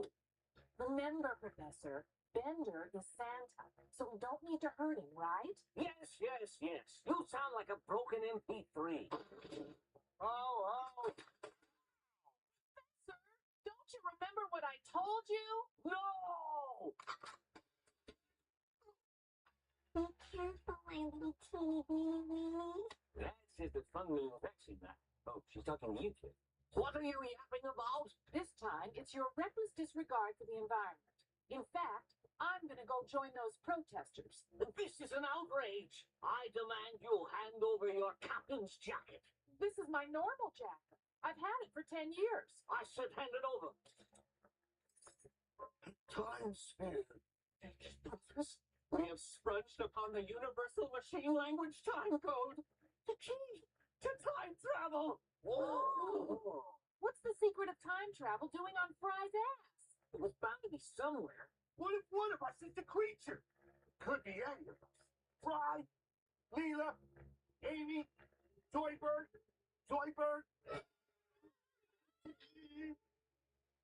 This must be the bad creature. Is it me, Amy? Cheer up, sir. When we get home, the high-quality prosthesis will have you looking good as new. I'm a pathetic freak. My life is ruined. Man, you are such a jokester. I'll never have another moment of happiness. They never played with me like that. You were always too tired. Oh, what awful parents. Come closer. I'll tell you the whole story. Tell you what, let's get an opaque bubble layer going. Okay, go. It all started a century and a half ago. You didn't hurt me at all. But I know you wanted to, and that's what matters. Here's to you. Hey, that's my last beer, you bastard! I'll kill you! I'll kill you too, buddy. I'll kill you too.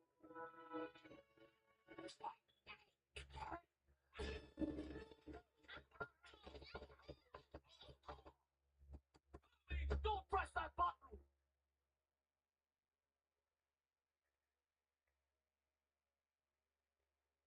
Okay.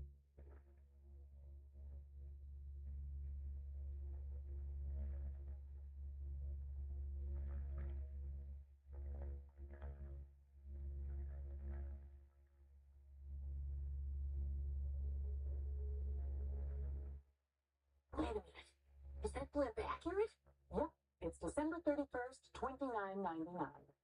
My God, 1,000,000 years. I'd like to enroll at police academy. You think you can just waltz in here with no pants and become a cop? That's the plan. I like you, kid. I got no pants on either. I can see that. I'm quite a bit taller. Welcome to police academy. Now here's a party I can get excited about. Sign me up. Sorry, not with that attitude. Okay, then screw it. Welcome aboard, brother. All right. You're out. We don't know why the professor keeps you around here, and we don't care. You're a terrible doctor. Nobody wants to see you ever again. Dr. Zoidberg, I want to see you right now. Third dimension? I can't picture that. You're dumb. There's nothing funny about science. If there can be an x-axis and a y-axis, why not a z-axis? He's opening our minds to new ideas. Kill him! And Professor Fisher-Price Spickenspeck. The cow says... He proved that 50 years ago, and he's been coasting on it ever since. I thought we were friends. Yeah, well, you shouldn't have been such a mean captain then. Don't worry, Leela. Soon we'll be able to look back on this and laugh. Element so rare, the nucleus alone is worth more than $50,000. How much more? 100,000. That's why I hid it here under my mattress. Professor, can we discuss this somewhere else? Why, certainly. The atom sits atop this dime store tiara.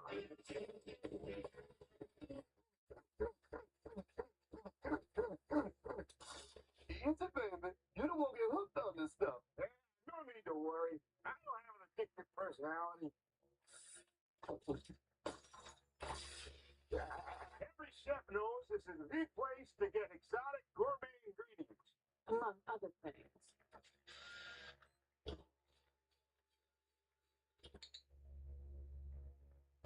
Come on, man. Don't hold out on me like this.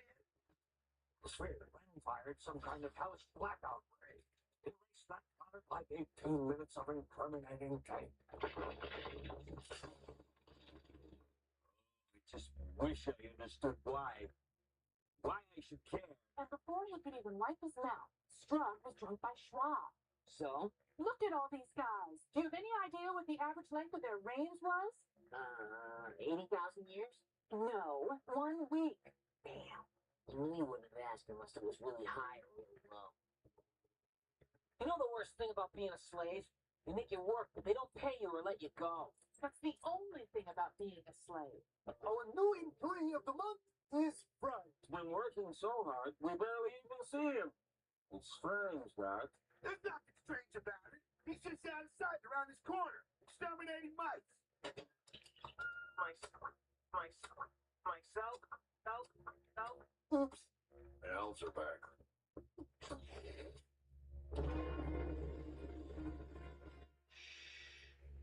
Very quiet. Okay, Professor. What? What about what? He's running a fever of 900 degrees. Oh, no. Bring yourself down. You're paying for that. What's in the box, Schrodinger? A cat, some poison, or a cesium atom. The cat is alive or dead?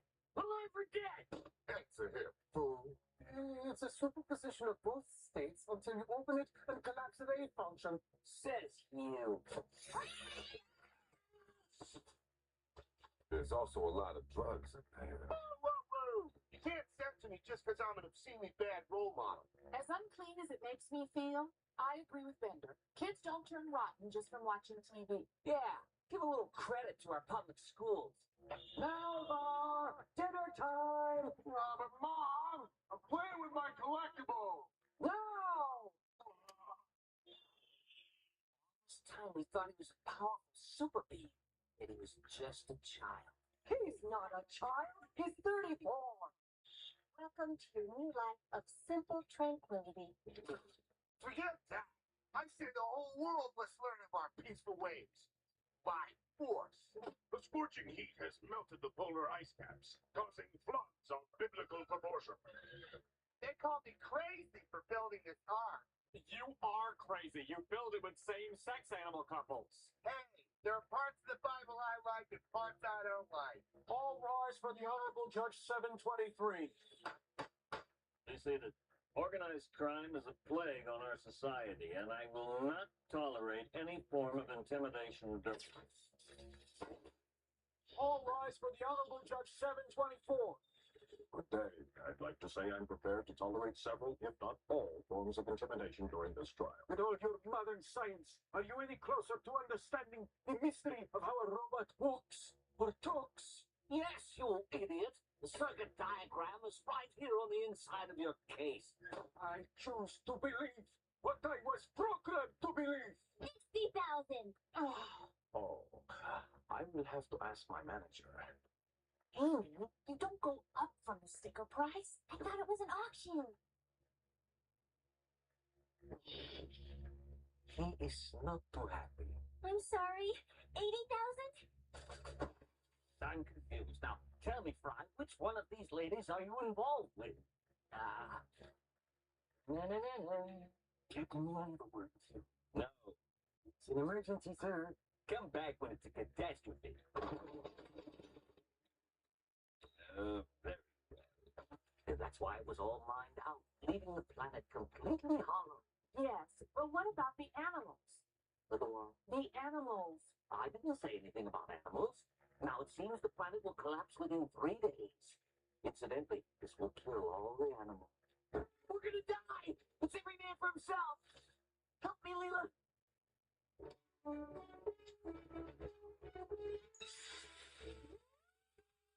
We did it. We're safe. No. Now we're gonna die. It's every man for himself! I'm a savage. X5000.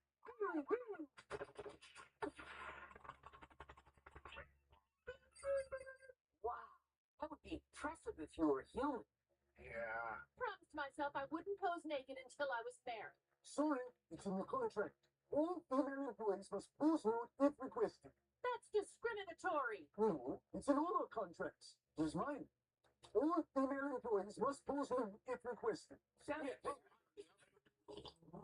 Good barium shots. Expensive, though. We can put it on the corporate card as long as we discuss business. So, yesterday, huh? That business happened, right?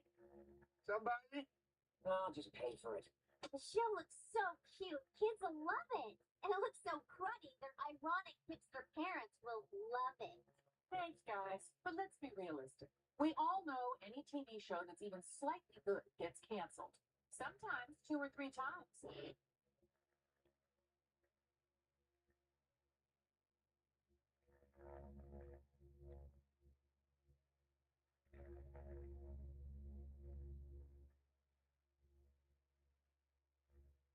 Toys Football is a subsidiary of Activision based in California.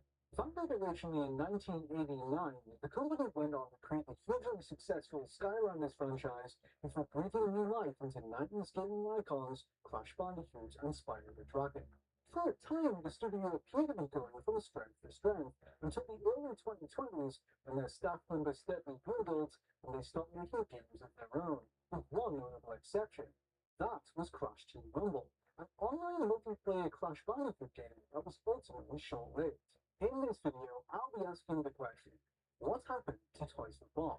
Why did this maker of successful nostalgic platformers shrink and change in the way that it did between 2020 and 2024? With input from former developers, we'll examine the unusual development of Crash Team Rumble, take an exclusive look at some of their cancelled projects, and uncover the vision that they once had for the future of Crash and Spyro.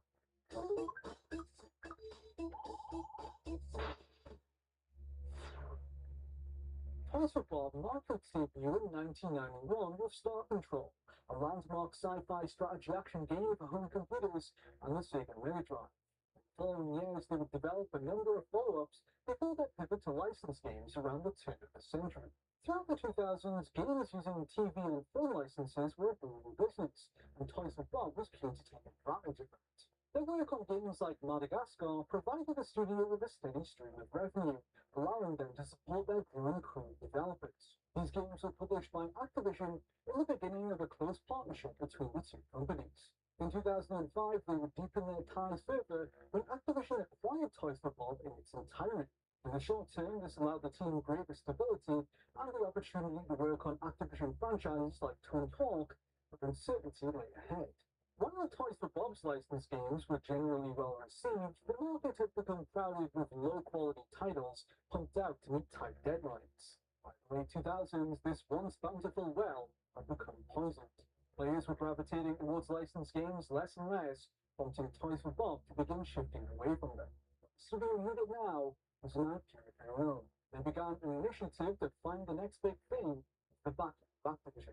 This entailed months of internal experiments, from which emerged a prototype combining action figures with RFID chips. While Activision was willing to take on a degree of risk by funding the costly production of this toy-centric enterprise, they suggested Toys for Bob use one of their existing properties to entice players to the new game.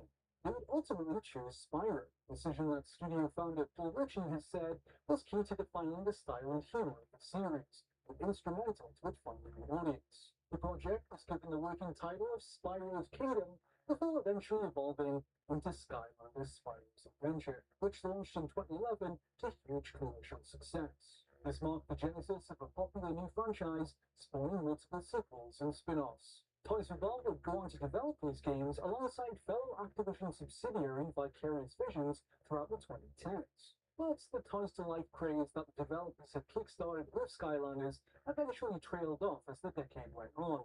The market grew increasingly saturated, and consumers in turn started to lose interest, leading to a decline in sales. The true death knell for Skylanders, however, arrived in 2016, with the launch of Skylanders Imaginators from Toys for Bob. This game brought with it a number of new features, including the option to make your own Skylanders and playable Crash Bandicoot characters, but this wasn't enough to attract consumers. Although it was well received like previous entries, the game was a flop, selling only 66,000 units in its first month on sale in North America. This was a precipitous 41% drop from how its predecessor Skylanders Supercharger performed. Activision responded by scrapping future plans for the series, including a game early into development of Vicarious Visions. See my video on Vicarious Visions for more on that. Toys for Bob, meanwhile, was cast into another period of uncertainty. Rumors briefly swirled at Activision that their leadership was considering downsizing or even closing Toys for Bob altogether. Bitterly disappointed with the performance of Skylanders Imaginators, the studio became a prime candidate for cuts among Activision's heads. Ultimately, they elected to eliminate their art department almost entirely. Up until 2017, Toys for Bob had employed a team of full-time artists. Then Activision determined that they could save money by firing those people and replacing them with contract workers. These would be artists working remotely who would be paid less and receive fewer benefits. With these changes implemented, the studio's future remains somewhat unclear for the time being. One thing that was for certain, though, was the rise of remakes and remasters playing out at the time, which Activision was at the forefront of. Alongside work on Imaginators, Toys for Bob had been supporting the development of the Crash Bandicoot Insane trilogy, a remastered collection of the original Crash trilogy led by Vicarious Visions. As the launch of the game approached, demand for remasters of other games from that era, namely Spyro, began to grow. Toys for Bob was listening. Given their history of the character, their experience gathered from the Crash Insane trilogy, and their availability for a new project, the opportunity presented itself for them to helm remasters of the original Spyro trilogy for modern systems. Though it soon became clear that more than mere remastering was in order.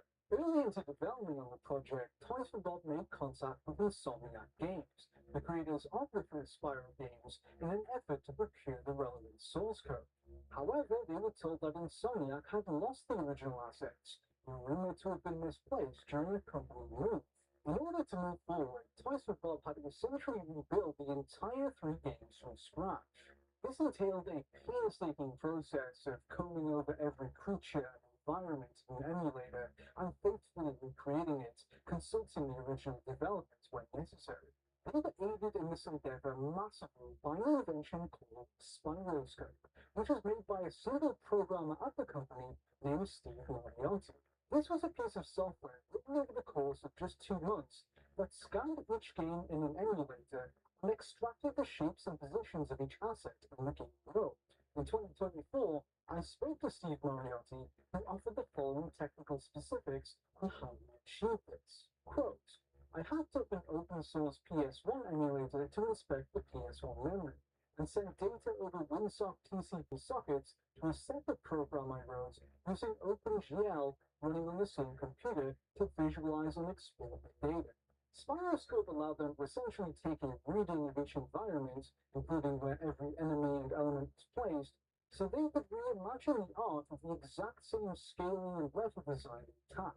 This would become an invaluable tool as they took on the enormous task of remaking 3 different games in around little over 1 year. Not only was this much less time than Vicarious Visions was given for the Insane trilogy, but it was undeniably the bigger job, given the larger scope of Spyro's worlds. To meet this deadline, some work was outsourced to other studios like Vicarious Visions and Sun Zero Games. Ultimately, the core team ended up requesting more time to polish it up, which Activision agreed to.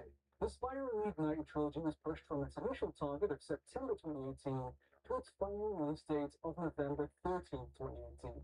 Following into development on Spyro in late 2017, Toys for Bob expanded their ambitions even more and chose to take on another original project based around the Crash Bandicoot series. Earlier that year, the Crash Bandicoot Insane trilogy had launched to massive success, moving over 2.5 million units in its first 3 months alone. As such, Activision was finally open to continuing the series after years of shooting down pitches for the games. Some fans around this time speculated that Vicarious Visions, the primary developer behind the remastered trilogy, would be the natural fit to take on the next Crash game.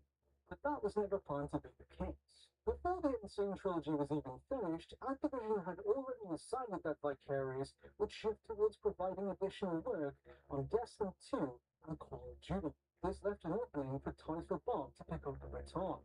Rather than a traditional single-player Crash title, however, their first take on the series was a multiplayer game. The core concept of it was that two teams would compete to collect the most wonder fruits in a large 3D world, and there were a few different ideas for how they would go about this. Some early players toyed with the idea of objective-based asymmetric gameplay. For instance, one scenario considered revolved around a rocket launch site on a snowy mountaintop. One team would collect wonder to fuel the rockets, whereas the opposing team would collect them to feed a large Yeti. Either one team would supply the rocket with the fuel needed to blast off, or the other would strengthen the Ravenous Yeti enough for it to sabotage the launch. It wasn't until 2018 that this project, codenamed Lava, would begin to take shape as an early demo came together. Internally, this prototype was often referred to simply as Crash Multiplayer, but its de facto working title was Wonder League. In their demo, two teams of four would scour wide-open 3D levels for wonder fruits and bring it to their team's bank to add it to their total score. Matches played out over the course of 3 rounds, each one set in a different level, and the team with the most wonder banked at the end of each 5-minute round would score 1 point in a best-of-3 setup. Players could diminish the wonder counts of opponents by attacking them and knock them out either by whittling down their health or by bumping them into stage hazards like bottomless pits.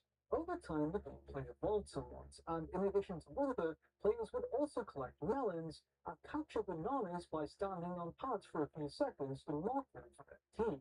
A variety of different characters from the series were playable, including all of those later made playable in Crash Bandicoot 4, which were Crash, Coco, Tawna, Dingodile, and Dr. Neocortex. Other characters being built for their prototypes around this stage included Fake Crash, Ripperoo, Papu Papu, Embryo, Engine, and Neocortex.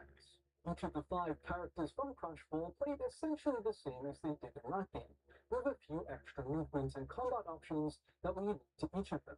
For example, Cortex could launch himself vertically with a special move that doubled as an attack. All characters also came equipped with a parachute that could be deployed at any time with the left shoulder button to glide around levels. Players were able to catch updrafts with the parachutes in certain stages to propel themselves upwards. Some of these early prototypes utilized fan art as placeholder assets, such as this piece created by artist Fierce the Bandit, which was used in an early Wonder League banner. The logos of Wonder League were intended to be completely original creations inspired by the Crash universe, each with their own unique hazards and features. One tested out was a harbor in which players would run along boardwalks above a sea of toxic water. Every so often, waves would ripple through the level, forcing competitors to scale higher in order to survive. Players could take out their opponents by using a turret located towards the center of the battlefield. A creature known as the Wonder Whale would swim throughout the map, which players could land on to rapidly gain wonders. Another level took place in a chemical plant, where liquid nitro filled the bottom of the level but would periodically drain, putting additional deposits of wonder fruit up for grabs for those willing to risk it. Many other stages were envisioned, such as Dr. Embryo's mansion, a treacherous cliffside filled with exposed wiring, and the remnants of his past experiments. There was a world set high above the clouds, a docking station for airships of different kinds, like a cargo plane players could bounce on. Players could even commandeer small aeroplanes to fly around and fire on opponents. Art also existed for setting where players would ride minecarts. All of these levels were vast and wide open for exploration, a direction one developer told me was inspired by Super Mario 64.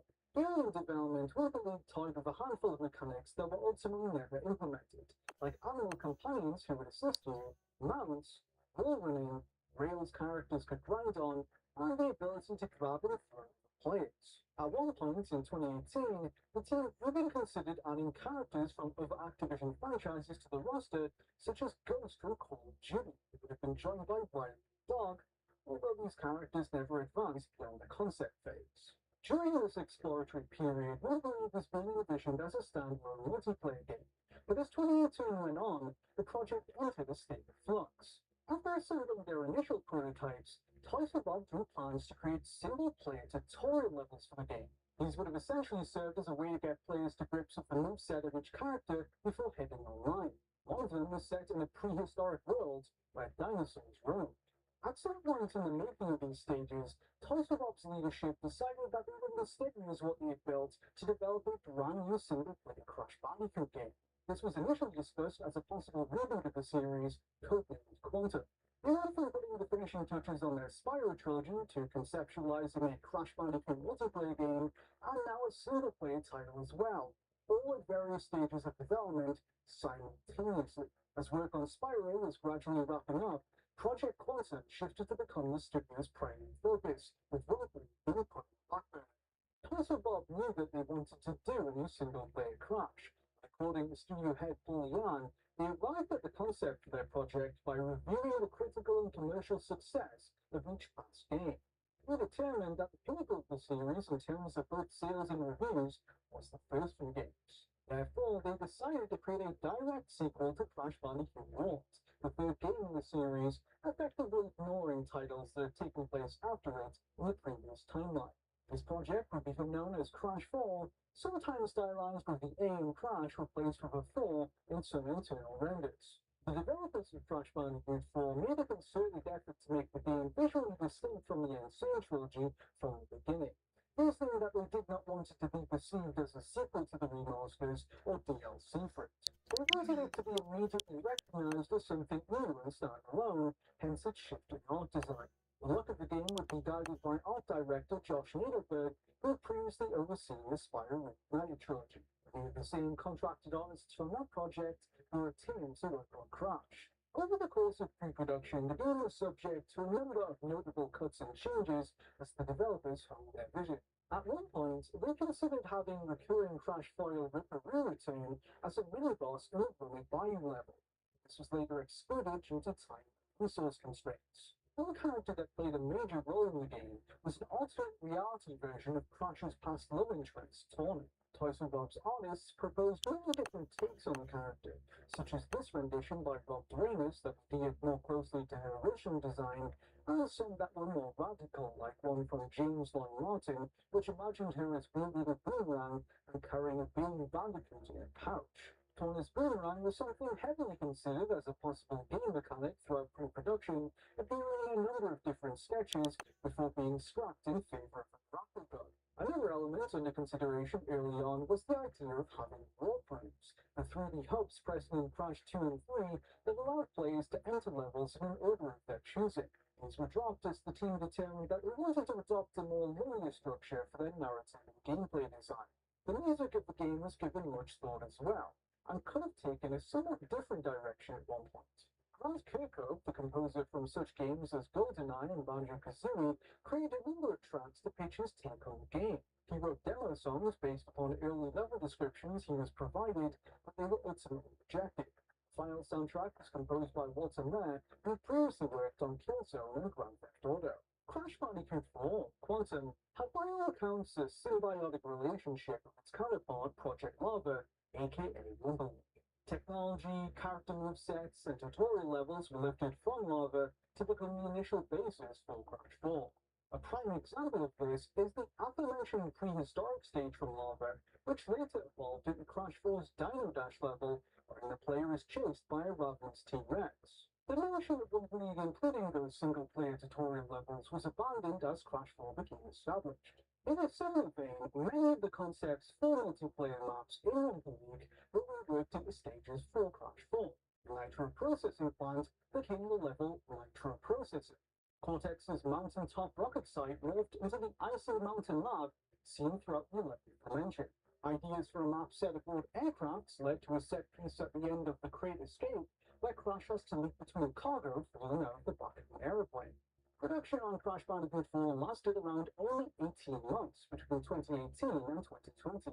The final level to be added to the game's plan was Offbeat, a New Orleans-inspired stage featuring musical elements and parade floats. This stage was created from scratch just 12 months out from its launch in October 2020.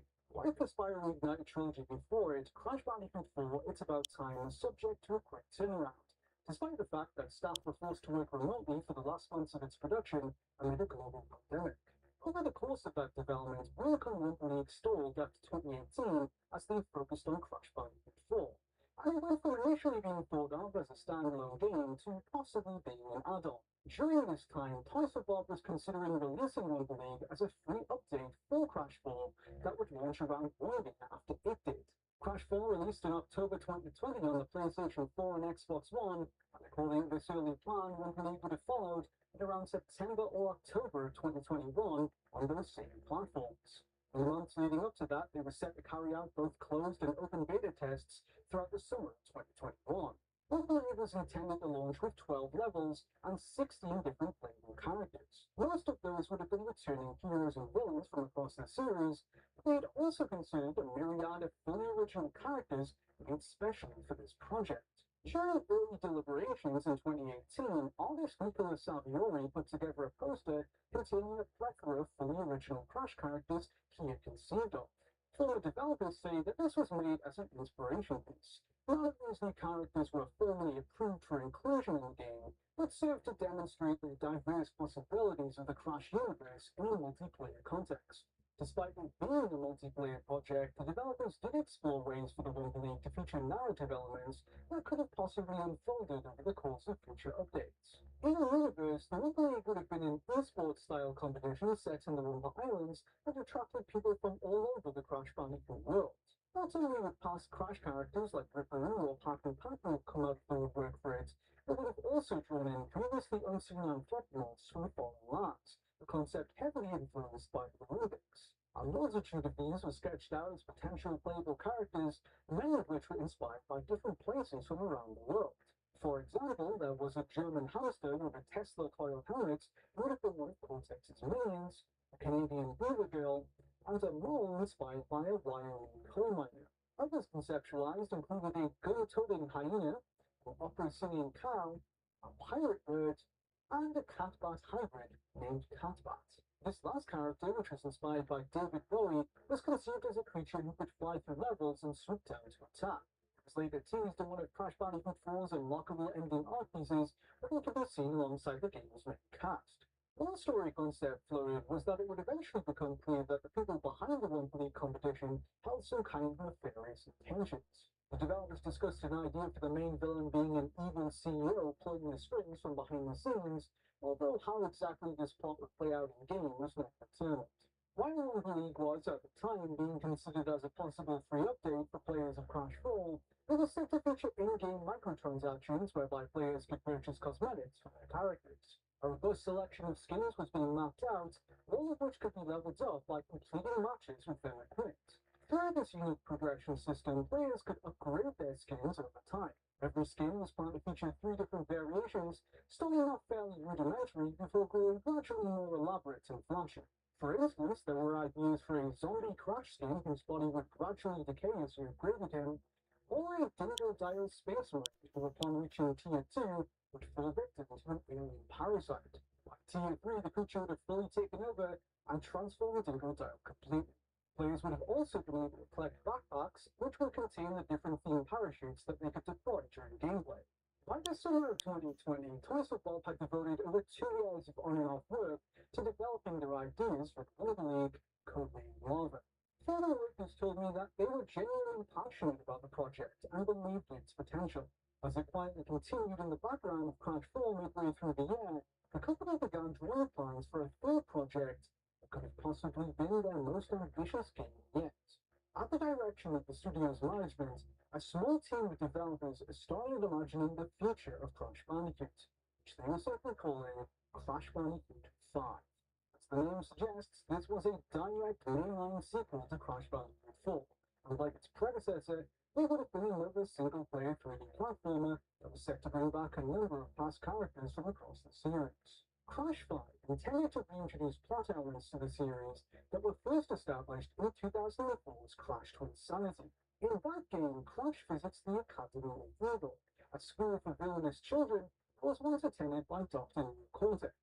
There they meet Dr. Cortex's niece, Luna Cortex, who comes to blows with the headmistress of the school, Robin Underly.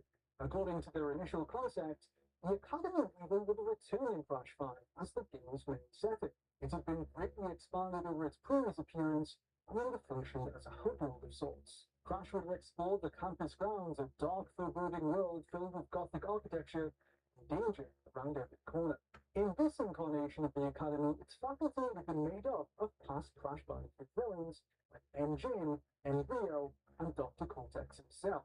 A major idea that the developers were experimenting with was inspired by the game Cybernotes, wherein the player enters the consciousnesses of various characters and explores 3D worlds based around their innermost thoughts. Players of Rob staff were envisioning a similar premise, in which Crash would enter the minds of his greatest enemies and literally delve into their inner turmoil, often gaining greater insight into their backstories. For example, the team had conceptualized a world portraying the subconscious mind of Dr. Cortex.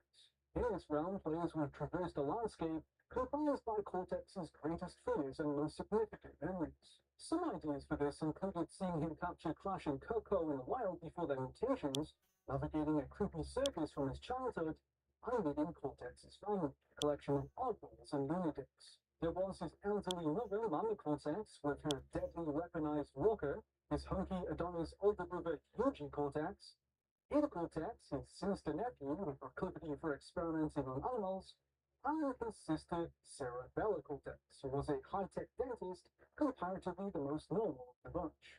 Through the Evil Academy faculty and the concept of invading minds, Toys for Bob was opening the door for more classic Crash villains to make their comeback. One of these returning foes would have been Pinstripe, Tommy gun wielding Honoroo from the original Crash game. Within Pinstripe's mind, Crash would have battled his rodent minions through a 1930s gangster theme level before confronting them in his office. En route, he would have possibly been given a glimpse of the family Pinstripe was taken from prior to his mutation. Another recurring body set to resurface was Tiny Tiger, whose landscape would have manifested as a medieval-style area inspired by Dungeons and Dragons.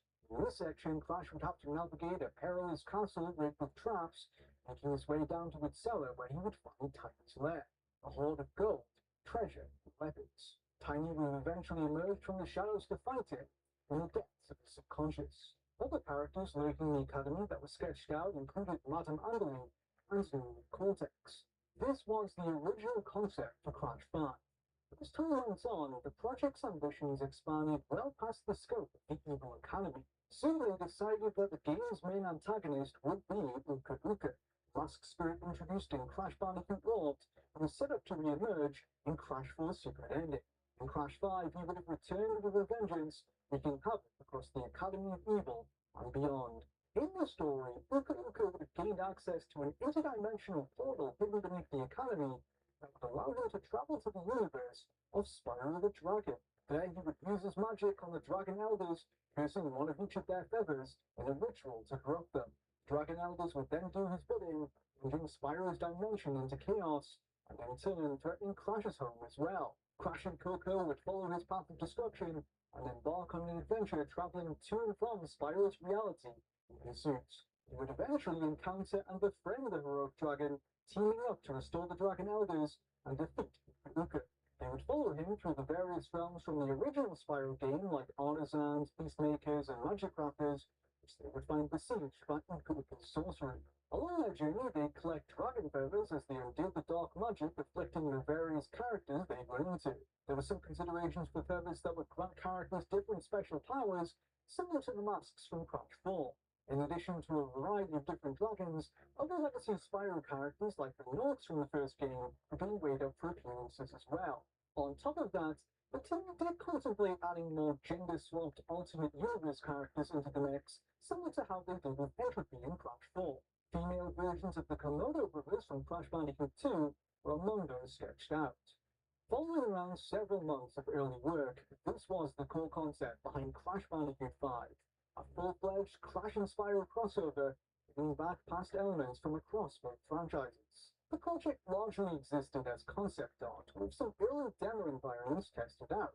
One of these was Tiny's Lair, which gives us a glimpse at some of the more open level design we could have seen in the game, recalling titles like Crash Twin Sanity. According to the developers I spoke with, Crash and Spyro were intended to be the two main playable characters, with Luna Cortex and Coco also under consideration. Among the small group at the company who worked on the game, there was a lot of excitement for it. One source shared that they were enticed by the prospect of reimagining old Spyro worlds in the style of classic Crash gameplay. The team conceptualized everything from Crash riding on Spyro's back, or using him as a weapon, to Spyro lifting him up to aid in platforming. There were considerations for them being playable both separately and together, with potential mashup of the two movesets. Many possibilities like these were being discussed, with plenty subject to change. One prevalent idea that the developers had talked about was finally shedding some light on his backstory, revealing the source of his rivalry with Aki. The team looked at using their mind invasion concept to have Crash explore his fractured memories, gradually piecing together his history. They were even illuminating and potentially showing the two masks in their original humanoid forms. It was a slightly darker sequel compared to the light-hearted It's About Time, both in terms of visuals and storytelling, with a greater emphasis on fleshing out the series lore. Crash 5 was worked on for around 3 to 4 months between summer and November 2020 in an early pre-production state. In that intervening space of time, Crash Bandicoot 4 It's About Time launched on October 2nd, 2020, the Xbox One and PS4. Toys for Bob planned to port it to the Nintendo Switch and PC for 2021. The studio's relatively small size had prevented them from being able to release it simultaneously on all platforms. Crash Bandicoot 4 received generally very positive reviews and became the highest rated Toys for Bob game yet at the time of release, gaining an 85% critic score on Metacritic. According to sources from Activision, the publisher had high sales targets for the game too. This was largely due to the massive success of the Crash Insane trilogy, that had sold well over 10 million copies by this point. Activision hoped that it would perform comparably, which it didn't quite manage to do. While Crash 4 was moderately successful by all accounts, its initial performance didn't live up to their lofty expectations. Although it secured the top spot on UK sales charts for 2 consecutive weeks, physical launch sales were down 80% from the Insane trilogy, according to GameIndustry.biz. In the US, sales were down too. Here's a telling statistic from Nielsen Super Data Research, which tracked digital sales data for video games throughout the US. In particular, they reported first-month sales. The Crash Bandicoot Insane trilogy released on June 30th, 2017, and despite it coming out on the final day of that month, it recorded 520,000 digital sales on that day alone. Crash Bandicoot 4 It's About Time launched on October 2nd, 2020, and sold 402,000 throughout that entire month in the same region. The Insane trilogy comfortably outsold it within 1 day versus 30 days. Super Data Research speculated that Crash 4 being priced at $59.99, $20 more than the Insane trilogy, and launching in a crowded release season could have harmed its sales potential. Less than 2 weeks before its debut, Nintendo published Super Mario 3D All-Stars, a collection of 3D Mario platformers that was highly successful. In the days leading up to it, breakout hits like Hades and Genshin Impact followed. On the same day as Crash 4, EA released a new Star Wars game, Star Wars Squadrons, on the same platforms as it. FIFA 2021 came out 1 year later. To make matters worse, Activision had dropped Crash 4 1 month before the launch of the PS5 and Xbox Series consoles, with no next-generation versions or upgrades announced. Those wouldn't arrive until the following year. When I spoke to different former Toys for Bob employees, however, they pointed to the lack of a Nintendo Switch version at launch as a critical mistake, citing the popularity of 3D platformers on that console. Activision has been coy about the exact numbers Crash Bandicoot 4 sold in the years after, but according to the people I spoke to, it was financially successful. In 2024, Toys for Bob design director Toby Schacht claimed on LinkedIn that it had reached 5 million units sold. In the first month, though, it fell short of Activision's high expectations, with drastic consequences. Throughout the summer of 2020, work on Wumblink or Lava slowed down. Days after Crash 4's launch, the project has been second-guessed altogether. Since 2018, Toys for Bob had gone back and forth on whether Wumblink would be released as an add-on or a standalone game. By the time Crash 4 was finished, there was still some uncertainty around this. In the end, Activision wasn't interested in either, and shot down their proposal to put it into full production, sending it back to the drawing board. Its developers indicated that the publisher had lost confidence in it, motivated at least in part by early Crash 4 sales numbers. By the time it was halted, a considerable amount of progress had been made on it. A variety of different character movesets have been built, and dozens of skins practically finished. As October 2020 went on, the company's heads believed that they would have a better chance of justifying its existence to Activision Blizzard if it became linked to other properties they owned. As such, they drew plans to revamp the Lumber League as a crossover multiplayer game centered around an all-star lineup of Blizzard icons. This quickly morphed into being focused solely on World of Warcraft characters like Thrall and Uther the Lightbringer, all of which were reimagined in a cartoony art style akin to the studio's previous works. It was intended to have essentially the same gameplay style as Lumber League, a competitive multiplayer platformer. Developers who were privy to this pitch said that internally there was limited enthusiasm for the shakeup, but it would prove ultimately short-lived. As it had no interest in this alternate take on their franchise, it shut down the idea towards the end of October. In the weeks that followed, Toys for Bob attempted to salvage some of their work by again repurposing the bones of the project. In November 2020, they developed a pitch for what could have been their first original property since Skylanders, which was called Monster Mechs. This was planned to be an online multiplayer game about small creatures who would pilot mech suits to do battle. Players could collect different parts like arms, legs, and chest armor, and create their own mech by combining together the pieces they liked best. This endeavor lasted only a few weeks before being rejected by Activision, who was not interested in funding it.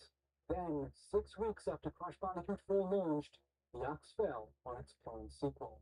Its developers had hoped to transition into full production in the near future, building upon what they had learned from both Crash 4 and the Spyro Reignited trilogy to take their work to new heights. Despite an extensively mapped out plan, Activision was not willing to move forward with it. In 2020, Crash Bandicoot 5 was cancelled. The publisher was, in general, pulling back from producing big-budget single-player games at the time, and had turned down a number of such pitches from their other subsidiaries, including two folk titles. Instead, they wanted to focus on multiplayer franchises using the games as a service model, which had proven financially successful. The initial sales figures for Crash 4 only spurred them on further in this direction. In the aftermath of Crash 5's cancellation, there were brief talks about combining their Crash Spyro crossover and multiplayer concepts together, but for the time being, Project Lava was effectively shelved. As Toys for Bob's projects were shut down, Activision decided that they would begin to work primarily on providing support for future Call of Duty releases. They joined around 3,000 other people across various studios around the world that were working on the franchise at the time. Amid this reshuffling, numerous employees expressed their profound disappointment to me about this turn of events. The making of Crash 4 and Lumber League, by all accounts, had a scrappy, improvisational quality to it. A lot of room for experimentation, with ideas regularly in flux. By the time Crash 5 came around, the developers had honed their process, and had a much stronger sense of direction going into it. They had learned a lot from the last game. With that experience came a newfound sense of confidence that they would be able to improve upon those foundations. They were ultimately denied the chance to prove that. In the months after, a number of developers from Crash 4 began to leave the studio, some of which were disillusioned by the fate of its sequel and completely opposed to working on Call of Duty, according to several people I spoke to. Josh Nagelberg, the art director behind the Spyro Reignited trilogy and Crash 4, departed the company in February 2021. John Steck, Crash 4's lead designer, left in March 2021. Nick Livingston, the studio's longtime executive producer, who'd been there since 2006, left in May 2021. All three of these, incidentally, went to work for Phoenix Labs, a Vancouver-based developer known for games like Dauntless and Fate Farm. Despite the reality of the situation, rumors began to percolate around this time that Toys for Bob was developing a new Spyro game. This was based almost solely on the official art book for Crash Bandicoot 4. Page 252 of the book contains art of the Snacks Dimension, one of the later worlds from the game. In this image, a building with a statue of Spyro can be seen, with his name beneath it. The artist responsible for this illustration, Paul Crows, wrote a short paragraph describing his work. Quote, "It was fun to combine Bingo's diner with the futuristic element, to have those cars with the city below, and a little hint at Spyro. Many fans took this to mean that Toys for Bob was teasing a new Spyro title, leading to a number of news outlets picking up the story. One site, GameReactor.eu, even went as far as using the headline Spyro 4 all but confirmed. Regardless of all this hype, Toys for Bob was not working on Spyro 4 at the time, nor was this image teasing anything. I confirmed this after contacting Paul Crows, the artist behind the piece, who told me that it wasn't a hint at a new game at all. He was a freelancer who worked on the project via an external outsourcing studio for art and was not directed by Toys for Bob or Activision to add Spyro. It was entirely his decision. He had no knowledge of any new Spyro project and simply included it as a nod towards a character he liked. Spyro is referenced in Easter eggs throughout Crash 4, and the Spyro building seen in the art book doesn't even appear in the actual game. In reality, it was nothing more than one artist having fun with their assignment. Toys for Bob, by all accounts, gave artists a lot of room for self-expression and allowed them to put their stamp on their work. For instance, an artist named Brett Bean would sometimes depict Wumpa Food as living beings in his sketches. Through the first months of 2021, most of Toys for Bob staff worked on content for Call of Duty Warzone, while a small group completed development on the Switch next-gen and PC versions of Crash 4. In the absence of an original project of their own being commissioned, their management attempted to keep as many of their staff employed as they could by picking up additional support work on Overwatch 2 for Blizzard. They did this in the hope that they would get to go back to larger original projects with as much of the Crash 4 team intact as possible. However, multiple ex-workers have since told me that the experience of working with Blizzard on Overwatch 2 was miserable, citing an impersonal management style and an unclear creative direction that often fluctuated on a whim. Some even told me that being put on Call of Duty felt like a punishment from Activision for failing to live up to their expectations. One former developer provided the following comments on Activision's treatment of Toys for Bob's workers at the time. Quote, "The idea that the team that had been built at Toys for Bob would be an appropriate team to work on Call of Duty was just completely off. At that moment, it was clear that Activision just did not care about who we were, what we did, whether or not we were a good fit for it. Didn't really care who we were as a studio or as a team." Towards the start of 2021, Toys for Bob was not able to find enough support work to keep all of their developers together. They had to begin by letting them go. Later, on April 29th of that same year, Toys for Bob shared on their social media that they were supporting the development of Call of Duty Warzone Season 3. This prompted numerous developers to come forward, revealing that they were no longer employed by the company. One of these was Blake Maloof, a designer who had worked there for over a decade, who tweeted, quote, "I no longer work at Toys for Bob," for crying emoji. Another person to speak out about the situation was Nicholas Cole, a character designer who had served there since 2017. He said it was, quote, "the end of an era," and that everyone he had interfaced with and worked alongside had been let go. Furthermore, when asked if Toys for Bob was only working on Call of Duty at the time, Cole replied simply, "Yeah." GameIndustry.biz reported on the story, and a little later Activision reached out to them, attempting to change the narrative around the situation. Quote, "Reports of layoffs at Toys for Bob are incorrect. There has not been a reduction in personnel recently at the studio. The development team is operating fully and has a number of full-time job openings at this time. The studio is excited to continue supporting Crash Bandicoot 4 It's About Time, and will recently provide additional development support to Call of Duty Warzone." The statement was worded fairly nebulously. For instance, the line, "there has not been a reduction in personnel recently at the studio," which carefully avoided establishing the exact period of time they were referring to. That statement was issued in April, and the people affected were let go towards the start of the year.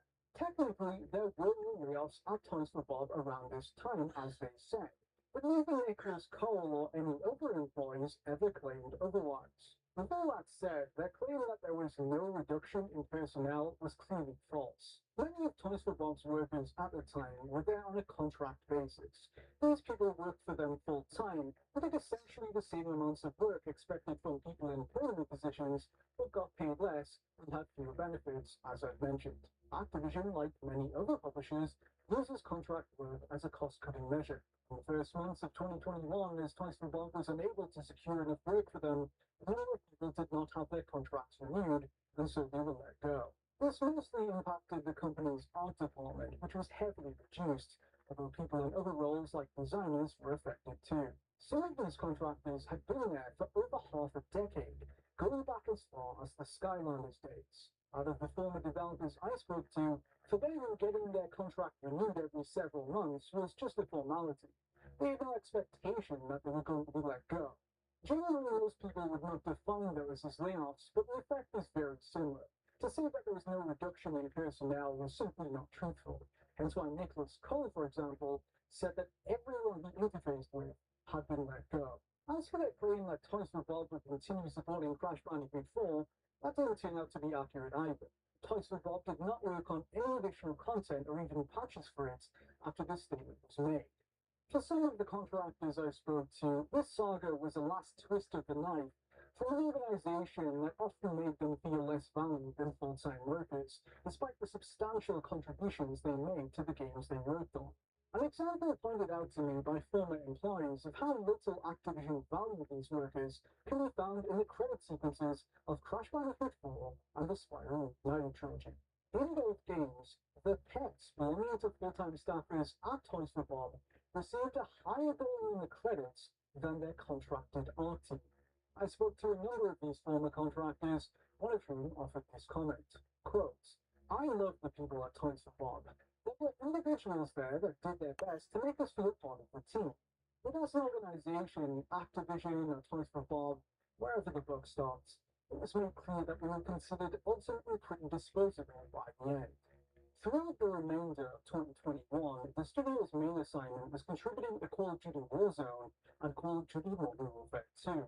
Partway into the year, however, their management resumed exploring ways for them to do their own original projects. From these discussions emerged the idea to reboot Project Lava once more and attempt to rework it into something Activision would be willing to greenlight. As opposed to being an update for Crash 4, Lava was revived as a budget standalone spin-off game catered to Activision sensibilities. It would be a live service multiplayer title with a seasonal battle pass system that would be built primarily from recycled Crash 4 assets and would require little R&D due to the extensive amount already done on Rumble.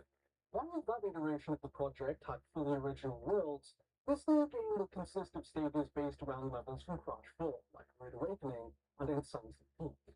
This approach would make it cost-effective and relatively quick to develop. Crash 4 had since been released on more platforms like Nintendo Switch and PC, this brought strengthened sales numbers, helping to alleviate concerns about the viability of the IP. Activision approved of their new concept, setting in motion the game that would eventually come to be known as Crash Team Rumble. While a lot of the relatively small studio continued providing support for Call of Duty, the remainder worked on Rumble. The game's ambitions were vastly scaled back from what was proposed with Rumble League. Not only were plans for fully original locations dropped, the levels in Rumble were generally much smaller arena-type environments than those built for its prior iteration. Due to this downsizing, the parachute mechanic that had previously enabled players to glide around its expansive environments was dropped entirely, although the game retained the backpacks that once housed them as unlockable cosmetics. The idea of having multi-tiered skins that would evolve as players leveled them up was stripped out too, for example, of budgetary. Rumble also abandoned the concept of having other types of fruits scattered throughout levels. While melons were removed entirely, the idea behind bananas, paths players had to stand on capture, was reworked into gems. These function essentially the same, but would provide a temporary boost to the amount of lumber fruit banked by a team if they managed to activate a full set of gem paths. Another old idea that made a return was the Wonder Whale. Previously, this was a stage element players could ride on to amass lumber, but in Rumble it was reimagined as its own mode. Players had to collect relics from around stages and bring them to a bank to summon the Wonder Whale. The team to successfully bring about the whale would rapidly gain lumber, while the opposing team would have to frighten the creature off by collecting rubber ducks. The whale in the final game maintained the low-poly appearance of the model used during the prototyping phase. This game type was experimented with throughout Crash Team Rumble's run, appearing occasionally as a limited time mode. While the developers had considered including story content of some kind during Rumble League, Rumble did away with that notion altogether. It was focused solely on a multiplayer experience. The only hint of any narrative elements existed outside the game itself. Alongside each seasonal update, Toys for Bob released a short webcomic introducing each new character. These comics were illustrated by Nicholas Salviori, who had previously worked at Toys for Bob on Spyro, Crash 4, and Rumble's earlier incarnations. The first of these told the backstory of Catbat, a character originally imagined for Rumble League, who was revealed to have been an escaped experiment of Cortex's with a passion for rock music. Catbat would, in the end, be the only original character to be carried over from Rumble League to Crash Team Rumble. For some of the former Toys for Bob workers, seeing Rumble being reworked into a new scaled-back form was a bittersweet experience. Here's what one of them had to say about that. Quote, I think Rumble was fun, but Rumble was a skeleton of what it was intended to be in the end. Very few assets were created originally for Rumble. It was all asset reuse from the games we did create. Very, very little of what was intended to be the multiplayer project actually survived. But the core of the gameplay loop I actually thought was still fun. I just feel like all around you could sense that it was not given the full love and attention it would have gotten had it been developed as a serious product. Toys for Bob was quietly pitching their revival of Project Lava in mid-2021, speculation around the Rumble reached a fever pitch. Although that iteration of the project was effectively no more by this point, it was widely believed to still be coming. This was largely down to two different factors. Assets from Rumble were discovered inside Crashfall, and the fact that a piece of official marketing material had referenced Rumble by name.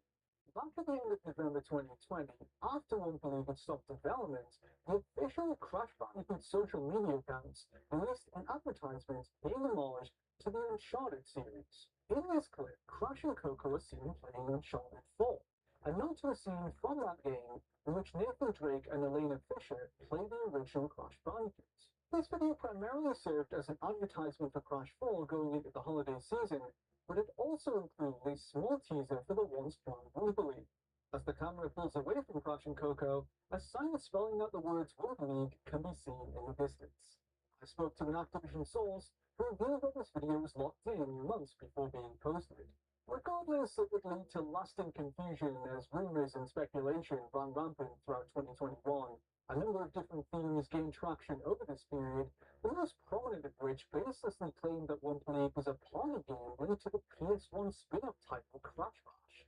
Further fuel was dumped onto the fire by Toys for Bob themselves during an August 2021 GDC presentation on the making of Crash Bandicoot 4. During this talk, studio head Paul Young discussed the early days of pre-production when they were deliberating over what Crash 4 would and would not be, attempting to hone in on its identity. As he talked about this, he displayed a slide in which Rumble League could be seen among the different facets of Crash 4's development listed, gesturing towards the fact that the two projects were developed in tandem. On another occasion, the presentation briefly cut to a cropped piece of key art from Rumble League. In both instances, Paul Young didn't verbally acknowledge these references and continued talking. It was clearly supposed to be a tip of the hat towards an unrealized concept it once hoped to produce. On top of that, in September 2021, they released a video marking Crash's 25th anniversary, which ended with co-studio head Avery Lodano saying, Happy 25th anniversary, Crash. We'll see more of you very soon. With this, discourse around the project only grew more frenzied. In December 2021, this would lead to the official Twitter account for the game show Who Wants to Be a Millionaire tweeting a poll which asked, for real, where is Rumble League? Over 3,000 people participated in the poll, with Dead emerging as the top choice. Whereas its form iteration Rumble League was no more by this point, Project Lava was very much alive, quietly under development at Toys for Bob, although it would be another 12 months before fans would get to see it. While Toys for Bob projects before it had utilized outsourcing as standard practice, Crash Team Rumble leaned on it slightly more heavily. Due to their art department being reduced considerably in 2021, external companies like Airborne Studios in Germany were contracted to pick up the slack. Airborne had previously worked on both Crash 4 and Rumble League, but their contribution to Rumble was slightly more extensive. They helped to realize stages for the game and a multitude of different skins for characters. Over the course of development, the core team continued to experiment with ideas for how those skins would be built out, and how monetization around the game would function. At one point, they considered having a premium currency that could be purchased with real money called Riverbucks. In the end, they chose a Battle Pass system, and Riverbucks were reworked into Crash Coins, a currency introduced in Crash Team Rumble Season 2 that could be spent to skip tiers of the Battle Pass without playing. The game would ultimately be set for a June 2023 release. In the meantime, fans would endure a year of false theories and hoaxes, suggesting it would appear at Summer Games Fest, Gamescom, and other events. It was eventually announced in December 2022 at the Game Awards, where a Crash Bandicoot mascot rappelled down onto the stage to present its debut trailer. The unveiling brought to a close 2 solid years of speculation following the initial one-week teasers in late 2020. It was set for release on PS4, PS5, Xbox One, and Xbox Series consoles. In the following months, advertising around it was sparse, with only occasional details trickling out through press previews. It was revealed that the game would receive both standard and deluxe editions. The standard version, which was digital only, was sold for $30 or £25 in the UK, whereas the deluxe retailed for $40 or £35 and was available both physically and digitally. The standard included a premium battle pass for the first season, while the deluxe had premium battle passes for seasons 1 and 2, the option to instantly unlock the first 25 tiers of season 1's battle pass, and an unlock code for the prototype. This was a line of exclusive skins derived from the prototype character models used in their early Golden League demo. Both editions came with pre-order bonuses, which were access to a retro torn skin and entry into a closed beta held on the 20th of April 2023. Tulsa Bob had planned a stream of new content lasting at least 1 year after launch, but according to some involved in the development, Activision was already pulling back on their support for it before it was even released.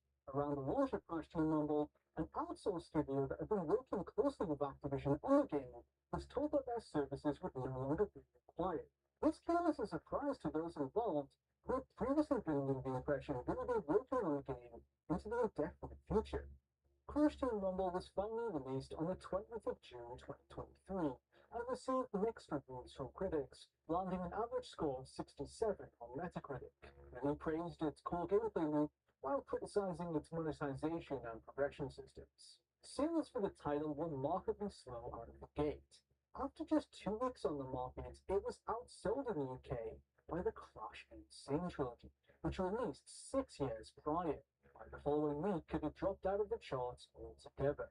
5 days after launch, Videogamer.com reported that Rumble's viewing figures on Twitch had already dipped below 30 people, a figure they used to brand the game as dead on arrival. TrueTrophies.com was another source for the game's underwhelming metrics. Their data indicated that during launch week, its PS5 player count was 69% lower than the 2-year-old Peppa Pig game.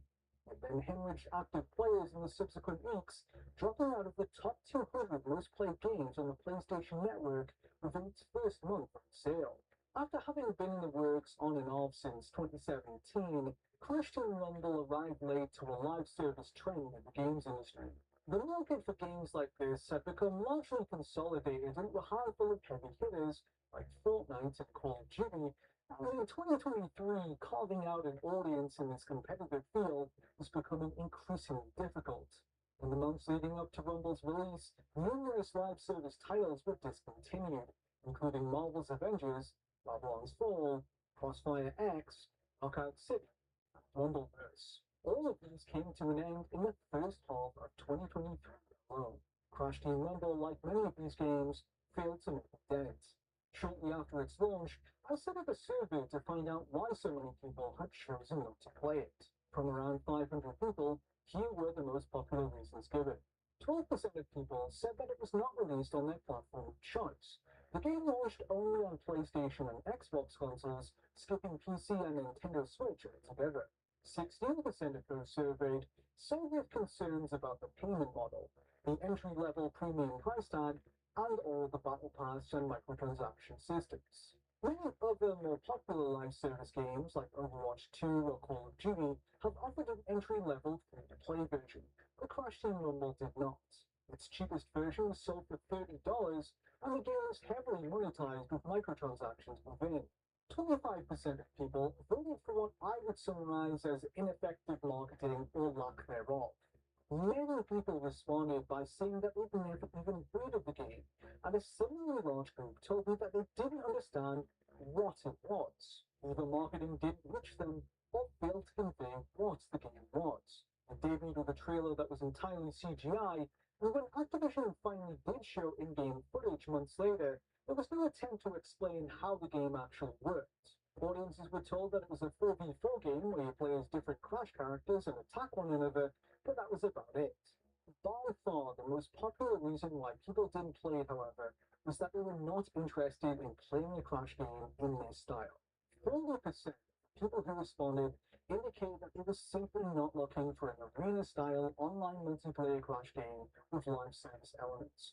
And this was something that commentators had raised the alarm about during previews. Kotaku's Kenneth Shepard, for instance, said the following: I can't help but feel like, regardless of the game's merits and problems, it's facing an uphill battle because it's just not what Crash Bandicoot fans want. Crash Team Rumble already has a lot going against it in the eyes of purist Crash fans. It's not a platformer and it's not a kart racer. That core loop is solid, but it's likely not what the average Crash fan is looking for these days. The article also mentioned the potential of Crash Team Rumble going free to play in an effort to grow its player base. This was something that Activision never chose to pull the trigger on, although Toys for Bob did attempt to lure new players in the months after launch. Starting in August 2023, they held occasional 4-day free trials where anyone could download a limited version of the game for free with a few different characters to try. They also offered double XP weekends for people with the full game. New content was periodically added, including more characters like Ripperoo and a number of experimental nodes. However, these efforts failed to move the needle in any meaningful way in terms of growing Rumble's audience. In the game's second season, they continued adding new maps and limited-time modes, as well as kicking off an ongoing crossover with the Spyro franchise. This season introduced Spyro 2 villain Ripto as a playable character whose arrival was explained via a short tie-in comic as him being inadvertently summoned through a dimensional portal. The addition of Ripto would herald the arrival of more Spyro characters in Season 3, which started in December, the Purple Dragon himself and his friend Laura. This round of content came with 2 new maps, both based around locations from the series, Artisan's Arena and Summer Forest. Season 3 also marked the conclusion of the webcomic series, which saw Crash characters traveling to Spyro's dimension and recruiting him to deal with Ripto. 3 years after the cancellation of Crash Bandicoot 5, Toys for Bob was finally able to realize their Crash Spyro crossover within Crash Team Rumble. Unbeknownst to many, they even hid material from Crash 5 in the game. Special unlockable banners were included in the Season 3 Battle Pass, which were made from concept art created for Crash 5. This included one named Tag Team, in which Crash and Spyro can be seen adventuring together in the Beast Lakers world. In typical winking Toys for Bob fashion, the developers were able to sneak in nods to a project that they were never able to bring to fruition. The studio's efforts to build excitement around Crash Team Rumble were, in the end, unsuccessful. The small spikes in engagement generated by new characters proved short-lived, and by the end of 2023, its future was looking more and more uncertain. A Nintendo Switch version of the game had been in development, but was cancelled by Activision due to the lack of interest in the other versions. In the final months of the year, Toys for Bob began to look to the future, starting work on a brand new game and rolling over plans to sunset Crash Team Rumble. According to former developers, they aim to deliver a 4th and final season in 2024.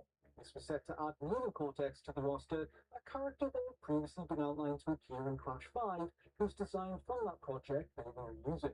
The developers had once done preliminary work towards more characters beyond this, like Tiny Tiger, Pinstripe, and the original male version of Entropy, but these were eventually nixed to focus on delivering Season 4. Alongside work on this, they were creating an original IP, and would have been their first in well over a decade that was planned to use Unreal Engine 5. Hype around this new venture was growing internally as 2024 began. The company's plans were about to be upended once again by external forces. In October 2023, Microsoft completed its acquisition of Activision Blizzard, following an extensive and tumultuous battle with regulators. They now own one of gaming's biggest publishers, and Toys for Bob with it. From early on, developers told me there were concerns about how this seismic shift in the industry would impact them, but it wasn't until the 25th of January 2024 that the reality of the situation set in. On this day, Microsoft Gaming CEO Phil Spencer sent out an internal memo which opened as follows. It's been a little over 3 months since the Activision, Blizzard, and King teams joined Microsoft. As we move forward in 2024, the leadership of Microsoft Gaming and Activision Blizzard is committed to aligning on a strategy and an execution plan with a sustainable cost structure that will support the whole of our growth business. Together we've set priorities, identified areas of overlap, and ensured that we're aligned on the best opportunities for growth. He went on to say that he and other members of Microsoft's management had made the quote, painful decision to lay off an enormous 1,900 people across Activision Blizzard, ZeniMax, and other Xbox teams. The email caused panic across their various subsidiaries as they gradually found out who among them would be affected. In their conversations with developers, they described the process as incredibly disorganized and stressful. On that day, the confusion and lack of clear communication from leadership was such that developers were contacting journalists rather than their own bosses to find out what was happening. Bloomberg's Jason Schreier, for example, tweeted the following: "These Xbox layoffs are such a mess that staff across Activision Blizzard are texting me to try to find out if they might be impacted. There are 2,000 job cuts, and people now just have to wait around to see if they're part of a bloodbath." As the hours went by, it eventually became clear that Toys for Bob would be heavily affected by the restructuring. 35 of the developers were laid off amid this sudden shakeup. At its peak during Crash 4, the studio had employed around 180 people, and were now down to just 50. The layoffs affected junior developers and longtime Toys for Bob veterans alike. One of the latter was lead concept artist Ron Key, who had been with the company for a decade. He'd been serving as art director on their new IP in development, and Microsoft's changes took hold. In the days after, I learned about many different stories of how the layoffs affected people, but here's one example that I think speaks to the scale and severity of what happened. Mayha Murphy was a designer at Toys for Bob who worked on Crash Team Rumble. One of her contributions to the game was writing humorous, self-aware messages that appeared during loading screens. Some of these cheaply nodded towards the project's protracted development cycle and ideas that were cut along the way. Like many others at the studio, she found out that she was losing her job from the news media rather than being told by her employers. In February 2024, Murphy got in touch with Activision looking to be reimbursed for her ticket to the 2024 Game Developers Conference, an event set to take place 1 month from then. Typically, this would have been covered by Activision since she was employed there, but the sudden and unexpected layoffs left her uncertain. She was told to email Activision's accounting department with the request, and so she did. This was the response she received, which she later shared on social media. Quote, "Hello, I am sorry, but that is not something we can confirm. It would either come from the travel department or maybe your former department. The travel department was liquidated. We are trying to find out who has taken over their tasks, but we have not been given any guidance yet." To clarify, this former employee who had been laid off emailed Activision's accountants who told her that they would not be able to help her get reimbursed and that she would need to contact the travel department. However, the entire travel department had been laid off as well, so they didn't know what to do because Activision had yet to replace the person who would have dictated what to do in this situation, since that role was also reduced. This is just a small slice of what some people were faced with in early 2024, and it serves to illustrate the bedlam that Microsoft left in their wake.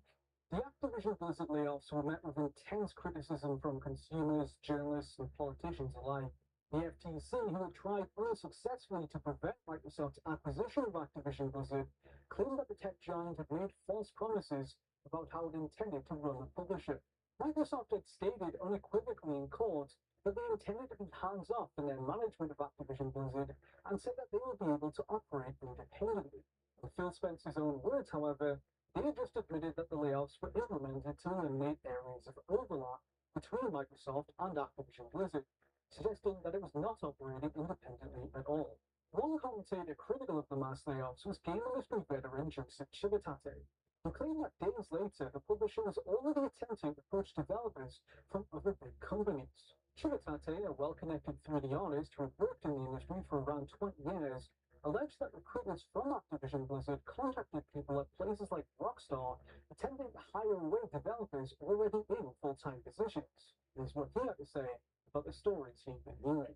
Quote, "Activision Blizzard would rather try to poach someone who's currently employed instead of hiring any of their talented, recently laid-off former employees into the role, or transferring them instead of laying them off in the first place. Applying for jobs at Activision Blizzard is just data harvesting for them. They would rather poach someone else who's currently employed just to eventually lay them off too the next time Microsoft needs to make their stock price go up a nickel to meet their quarterly quotas." Microsoft released their quarterly earnings report 5 days after the restructuring, revealing that their gaming revenues had gone up 61%, largely due to the Activision Blizzard acquisition. Days later, Toys for Bob's headquarters in California was shuttered as part of new cuts. While many of their staff had worked remotely in the previous few years, their vibrant tiki-themed offices had been held up as a source of pride for the company. With their HQ closed, the remaining staff switched to working remotely full-time in February 2024, a month that would bring further upheaval. Some reports at the time attempted to spin the situation in a positive light, but these claims are difficult to reconcile with the reality behind the scenes. Microsoft's overhaul of Activision Blizzard devastated Toys for Bob. Along with 40% of their workforce being abruptly laid off and their offices closed, the cost-cutting led to their new IP being discontinued, and Crash Team Rumble's life support halt. Rumble had started with tepid sales and never managed to recover. Adding Spyro and other characters had done little to turn things around. For some perspective, let's briefly compare its Twitch viewership numbers to two other Activision Blizzard live service games active at the time. On the 12th of February 2024, over 52,000 people were watching live streams of Call of Duty Warzone. Overwatch 2 had around 58,000 viewers. Crash Team Rumble had an average of 7. The game never came anywhere close to breaking out its niche audience. As a result, plans for a fourth and last season were scrapped. It was around just over 1 month away from being ready at the time the call was made. With support for the project now gone, developers hastily reworked some of what they had finished, like unreleased cosmetics, as part of the final free battle pass. The game was set up to end on a whimper compared to the path they had once hoped to go out on. As the dust was settling, Toys for Bob's heads entered discussions with Microsoft to go independent. The studio had been a part of the Activision umbrella for nearly 2 decades, and had seen its share of highs and lows since then. With fresh leadership overseeing Activision Blizzard, they took the opportunity to renegotiate the terms of their relationship and were successful. Microsoft granted them their independence and a fresh start. On the 28th of February 2024, the company's future plans were revealed to the public via a blog entry on their website. Quote, "We're thrilled to announce that Toys for Bob is spinning off as an independent game development studio. This opportunity allows us to return to our roots of being a small and nimble studio." In that same post, they announced that they were exploring a potential partnership with Microsoft on a new project. Less than an hour later, the fate of Crash Team Rumble was officially confirmed, when a message quietly appeared in the game's home menu. It stated that March 4th, 2024 would mark its final content update, although the game would continue to be playable.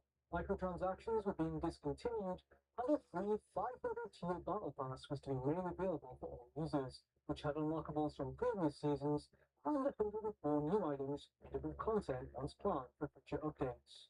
It even included an unlockable Season 4 icon with the final season that they were prevented from finishing. The end of Crash Team Rumble was noticeably unceremonious. Outside of this single, concisely worded message, neither Toys for Bob or Activision chose to acknowledge it on any of their official channels. No eulogies from the development team, no mentions of it on social media, or even their official website. This would lead to some confusion among fans who hadn't seen the easily missed in-game message that would later vanish altogether. For context, Toys for Bob had routinely made posts about their in-game events on sites like Twitter and Facebook in the months prior. Even when the game made a bevy of content free for users on March 4th, all parties remained quiet on it. It's clear that the project was something, but they had chosen to move on from. In the end, the studio managed to weather this storm under an embattled Activision Blizzard. They entered a new era of independence, setting their sights on a partnership with Microsoft. In the previous several years, they'd virtually lost a lot of their workers, their headquarters, and suffered multiple cancellations along the way. This was the outcome of a parent company in crisis that had lost faith in traditional single-player games, struggling to find a place for Toys for Bob in their pivot towards the games-as-a-service model. Activision originally purchased the company at a time when its speciality was making middle-tier budget platformers. Despite how successful their single-player games continue to be, the publisher had Toys for Bob move away from what they had been built to do in order to supplement their drive for live service content. This disconnected, one-size-fits-all management style led to a slump in morale, developers leaving, and eventually an online-only Crash game that audiences rejected. Consider also the fact that in the almost 20 years that Activision owned Toys for Bob, they were only ever allowed to ship one original IP, and it was the most successful endeavor they ever embarked upon together. After squeezing every last penny out of Skylanders, Activision then refused to ever again take a gamble on any new property they wanted to attempt, as they became increasingly averse to risk. Even a Crash Bandicoot cross-spiral platformer was deemed too big of a leap. Thank you for watching this video. If you enjoyed it, don't forget to like and subscribe. If you want to support the work I do, go to patreon.com/LiamRobertson, where I make exclusive videos and other content for supporters. I'm Liam, and I hope you'll join me for another Game History Secrets.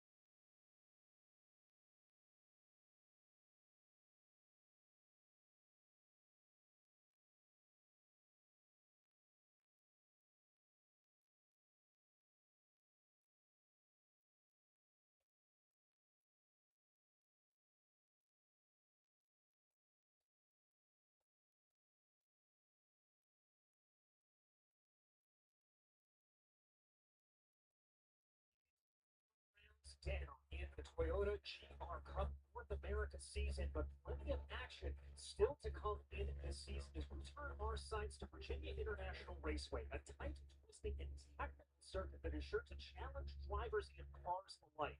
DJ Clark joined up here in the commentary booth by Kyle Heyer. And Kyle, this really and truly is a circuit like we haven't seen over the course of this season thus far. Well, that's our third round. It's contrast to past. Look back at Circuit of the Americas. Similar track length, similar number of corners. However, the consequence for stepping over the track boundaries here at Virginia International Raceway, they are boundless here. Step off into the grass, it's a long run down the hill into the tire bundles, so you got to keep it on the black step for day to minute. Yeah, you certainly do, and as we've seen from some of the other series over the course of the day, and a little bit more easier said than done. The drivers rolling off here for one pace lap around this 3.27-mile circuit. Great total of about 17 corners here at this point. Very, very difficult to get right, very easy to get wrong. Really only 2 or 3 primary overtaking zones, as a lot of this circuit is a one-way street. A one-way street, absolutely. It's narrow in many places. You've documented the passing opportunities into Horseshoe at turn 1 and into Roller Coaster at turn 14. Everywhere else, if you get side by side, you better be ready to stay that way for a little bit or sort it out very quickly. But if you're side by side, you lose a lot of ground. So get single file where you can. Use that slipstream to your advantage here this braking sense. Yeah, most certainly. One of the big storylines that we're following coming into this, well, that's the cars starting off first and third here today. Gresham Wagner and Tyler Gonzalez, two of the early favorites that we've had circled in the series. We haven't seen them go toe-to-toe thus far. No, Tyler Gonzalez swept the rounds at Sonoma. Gresham Wagner won a race at Circuit of the Americas, but we haven't really seen them do that side-by-side battling we've expected. Will Rogers was up there at Coda. Gresham Wagner was up there at Coda. So was Gonzalez and Weisenberg, but they all haven't really had the opportunity to spar in the way that we've expected. I think today's that day. I think it is as well, as drivers work their way up the bridge here at this point. Let's go ahead and run into the starting grid. As we said, Gresham Wagner and Will Rogers going to be starting out in that first row, followed by Tyler Gonzalez and Weisenberg behind them. Justin Piscatell starts off in P5 with Chuck Colbecker to his outside. Then it's Will Robusto and Jackson Bell in P8. Row 5 will be Mark Pombo and Neil Lovell in the second place position. Starting in row 6, Greg Kemper was very close to winning at Circuit of the Americas. Alex Garcia starts alongside him in 12. Then it's 13th, Aiden Yoder in the 73. Stephen Clemens in the 76 rolls off 14th. Row 8, it's Michael Garcia in the number 7 and Pat Aaron in the 09. 16th place. Row number 9 is going to be Tyler Lettingel in the number 80 and Paul Bocuse in the number 71. Will start 18th place.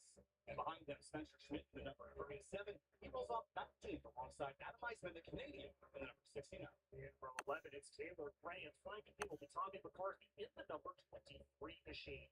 23rd place, though, will be Kaden O'Connell, and flanking him, Austin Dodge, a little bit of a farther back position than you'd expect for the driver of the number 31. Joey DeSilva for Swoosh Racing lines up in 25th with Leveretsky to his outside there as we move back into row 14. It's Derek Jones and a newcomer here for the series, Jack Woodfin. And then in the final row of the grid for today's race, it's Ruben Iglesias Jr. to be riding here to round out your 30-car field. Kyle, 30 cars around here. You've got to keep it clean. Let's put 45 minutes up on the clock, and let's get ready to go. Down the roller coaster for the last time. They call it a roller coaster because you're falling down several stories here, DJ, but you got to keep it on the rails. Really easy to go off in this high-velocity area. These GR86 Cup cars are ready to go. They've got a Sativ sequential transmission, 228 horsepower, Alcon brakes. They're getting ready to battle the VIR. They certainly are as Pace Car pulls its way down into pit lane here, giving control of the field over to Gresham Wagner. Will Rogers doing a little bit of weaving and getting very close to Gresham as we get ready to go into the VP acceleration zone and get ready to go racing.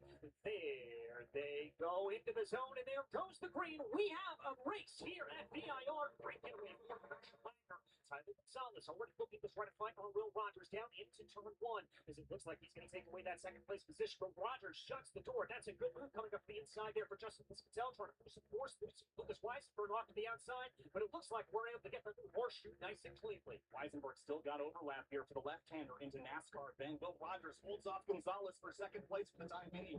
The 57 had right behind Gresham Wagner into turn 1, but settled for third for now as a couple drivers drop tires in the dirt. The exit of NASCAR back. Couple drivers drivers drop tires, but they're able to keep everything onto the black stuff for the most part here at this point as they go. A little bit of side-by-side. Weissenberg, this can tell absolutely duking it out, coming up through the snake. You got to be careful. That's one of the one-way streets that we talked about, but nobody told a couple of these drivers as they continue to go side-by-side through the S's. Bit of hip and shoulder here on the opening lap, but now get yourself settled in, climb up through the S's for South Bend. The track falls away from you down to the straight into the famous oak tree turn. So far, pretty orderly here for this high-speed section. Yeah, pretty impressive with what they've been doing. That express home is we've got a big off there for Will Rogers coming through South Bend. He's going to be pounding over the grass, but somehow keeps it together. Tyler Gonzalez will be able to take advantage of that for the swing up into the Justin take advantage. But now as they work their way out Oak Tree and on to Madison Avenue, here comes the draft. A little bit of Virginia clay on the tires. The number 6 pushed it too far over the crest at South Bend.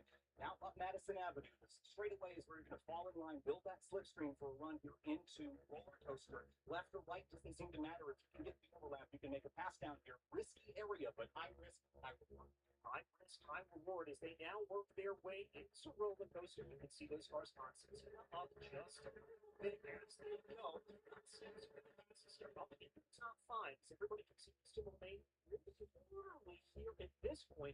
But I've got to imagine Will Rogers is definitely ruling his position here at this point. We're losing out on that second place, but as they come around to be able to finish their first lap, Rogers has plenty of time to try to make up on the back of Tyler Gonzalez. Well, Russian Wagner's going to be the rabbit here in this scenario as Gonzalez tries to run him down. We saw this at Circuit of the Americas, and it's a mechanical issue that kept Wagner from winning both races at Circuit of the Americas. Here's a look up the inside by Lucas Weisenberg on the number 28 of Biscatel into turn 1.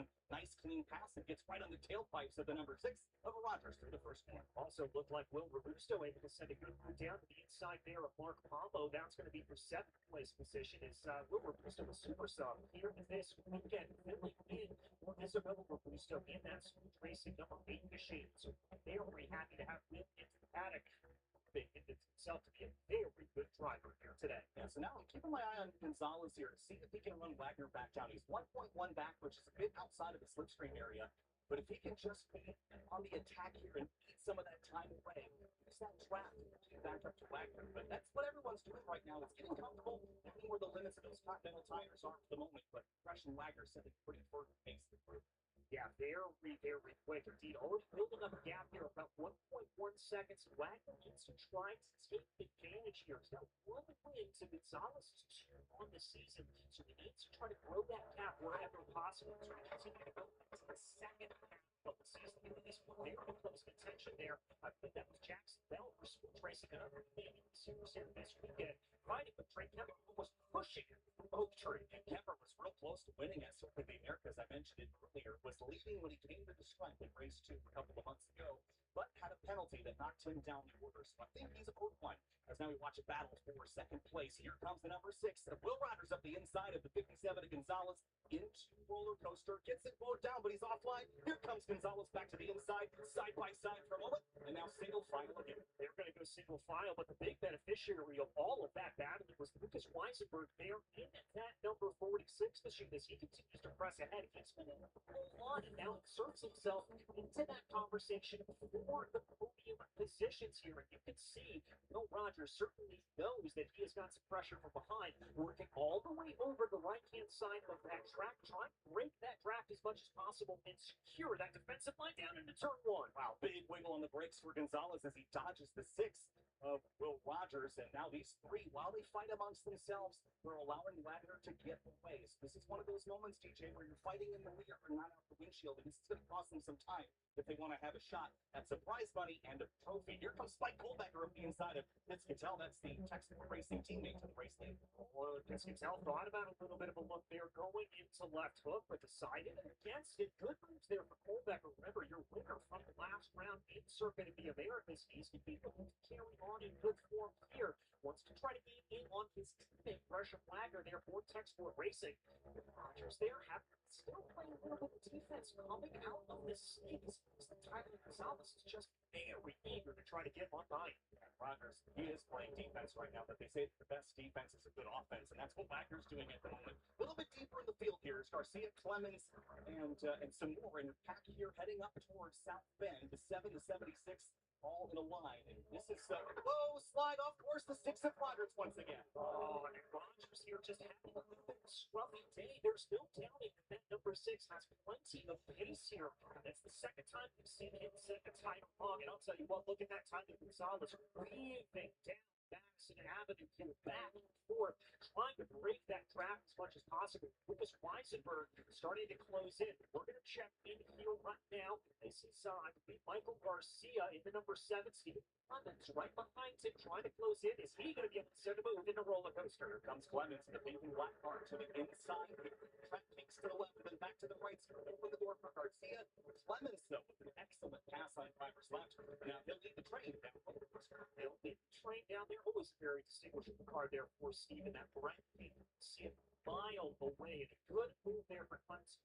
His way up in the order. So he's going to continue to try to gain those positions there. We've got a car coming down into the lane. I believe that probably comes to the order. My goodness, who is that? Whoa, for second place, here comes Weisenberg around the outside of Gonzalez into turn 1, door to door, as Wagner continues to keep them in the rear view. They're banging fenders as they head through Horseshoe, and Rogers is right back in the mix. Rogers right back into the mix. By the way, that car coming down to the pit lane was a Yoder. Now here comes Rogers. He's going to muscle his way on by Tyler Gonzalez, but Gonzalez says not so quick, as we've got a car off and into the grass. That's the 37 of Spencer Schmidt out of Horseshoe. Precision Racing LA's number 37. He drifts the car back on course there. Some more Virginia clay covering continental titles. He rolls away.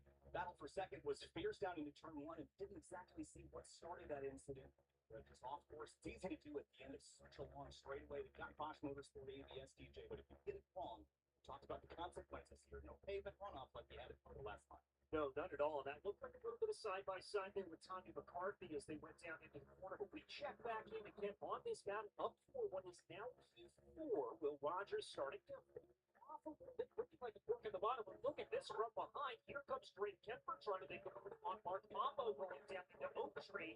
And that's going to open up the door for the 66. Jackson Bell making a good move out of the corner. It's an impressive debut for this driver, number 66. Jackson Bell hopping right in and looking like a pro immediately. Right in the middle of the fire in this battle inside the top 10. But all of this is happening behind Gresham Wagner. And all of it in the rearview mirror. So Wagner just gets to drive away while the rest of the group does all of that.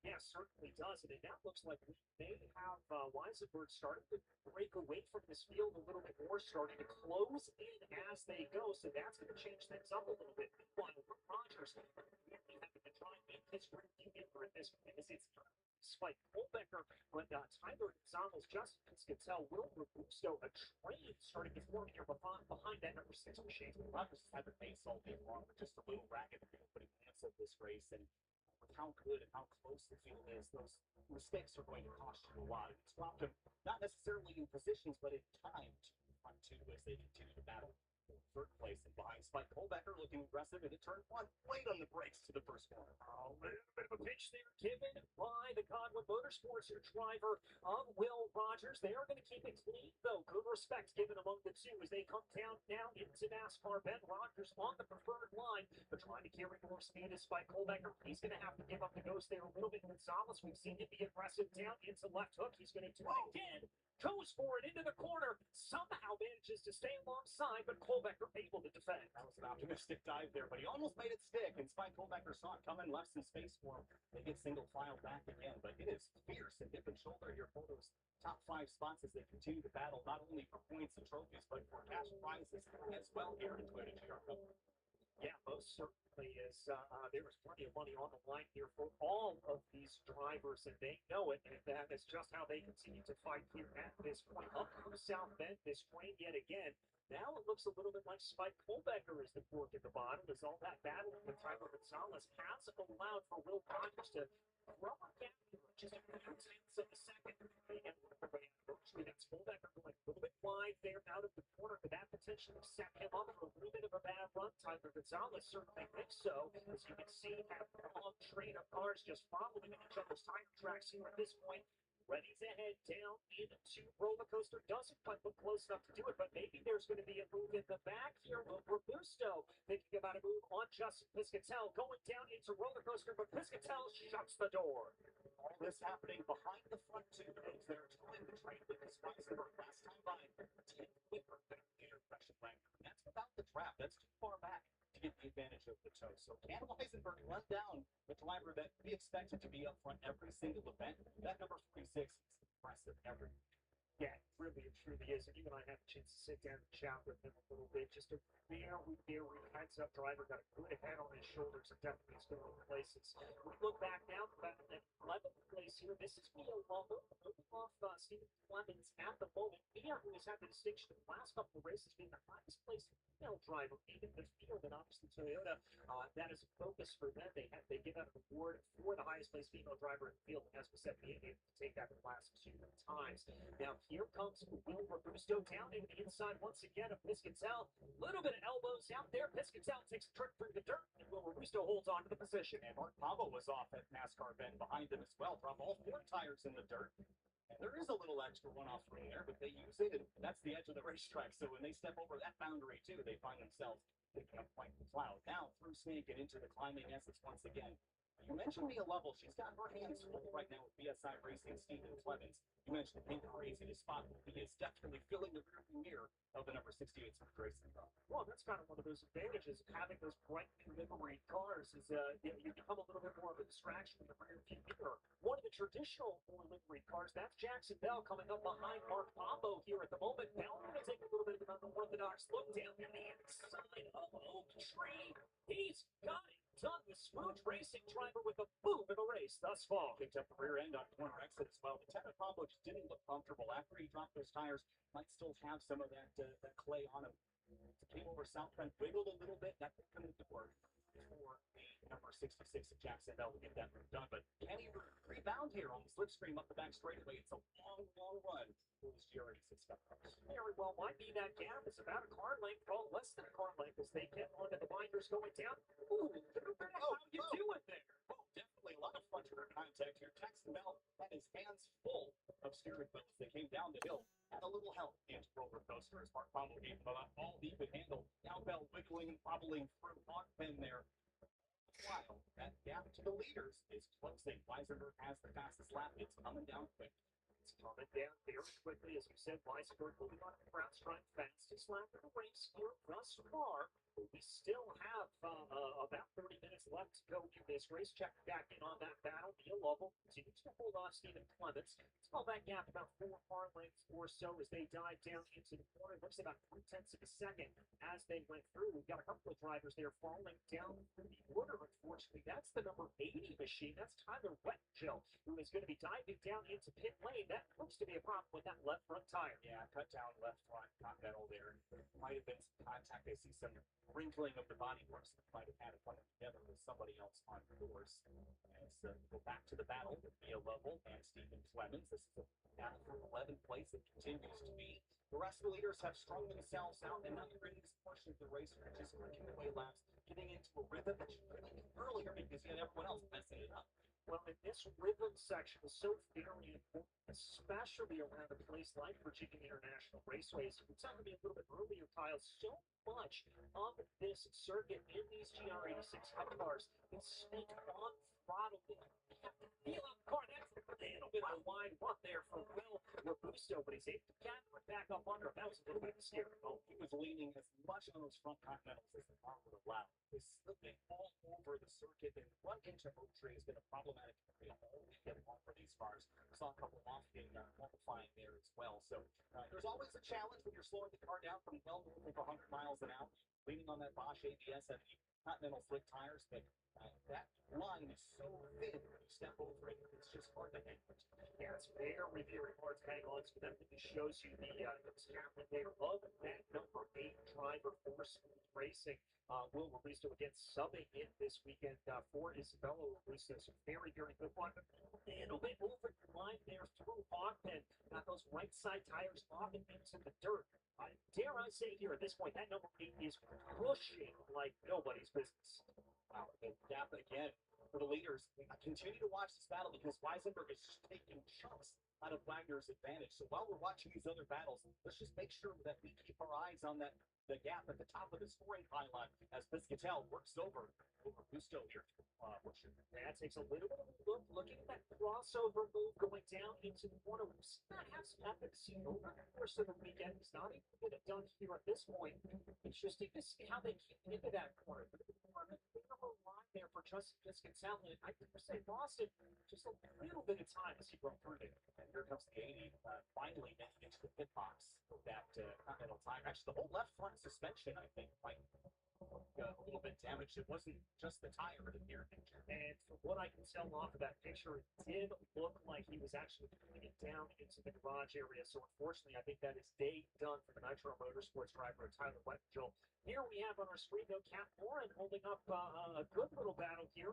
Big pick up of dirt in front. Cap Lauren, another big kick up of dirt. My goodness, through the snake. They are absolutely going to be doing a long mode service there before things are said and done. The Cap Lauren trying to close up ahead in 23rd position with the drivers in front, holding off.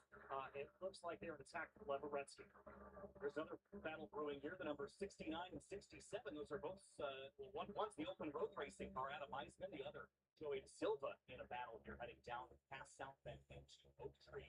And where's that lead battle closing evermore? And for third, Will Rogers and Spike Colbecker. They have traded spots with Colbecker up a spot.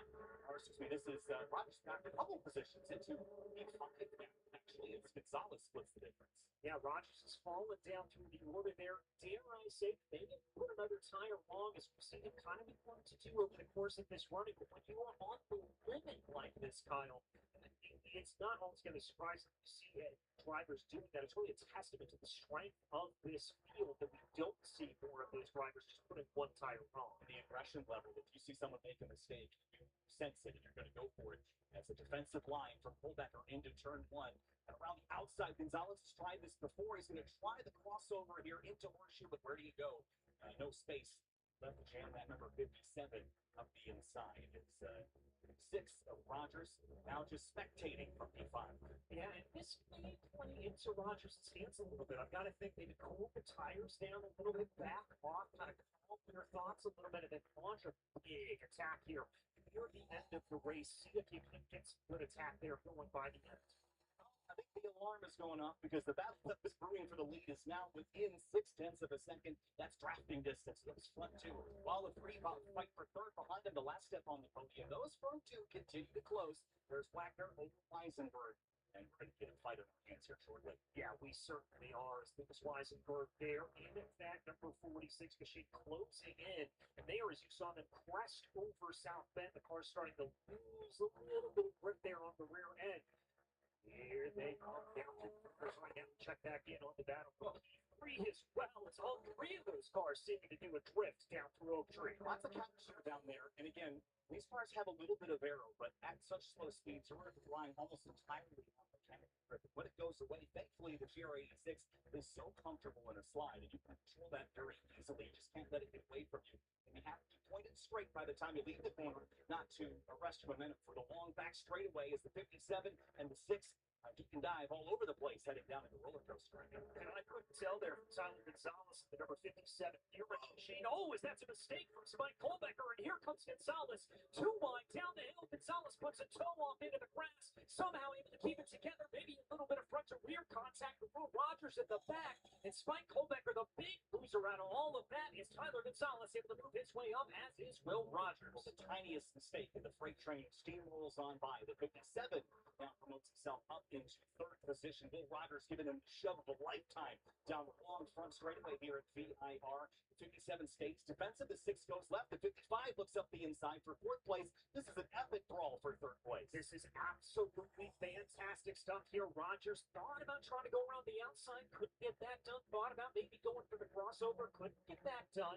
Now they work their way into NASCAR Penn. Not going to see too much of a move here. Gonzalez has been the one to really pioneer the move going into left hook. And there you're going to see him get swirly on the exit. Defended there as they come around as Rogers continues to apply pressure. This is is great stuff. And while all of this is happening, just behind him, out of shot, Will Robusto is closing in. Could this battle for third become a four-horse race for third place? It certainly could. And let's not count out Spike Colbecker there, or excuse me, Justin Piscatell or Jackson Bell, who are not too far behind Will Robusto. But we've got to close in on the battle for the lead as well, because Russian Wagner and Lucas Weisenberg are nearly on top of each other. This is brewing both for the lead and for third place.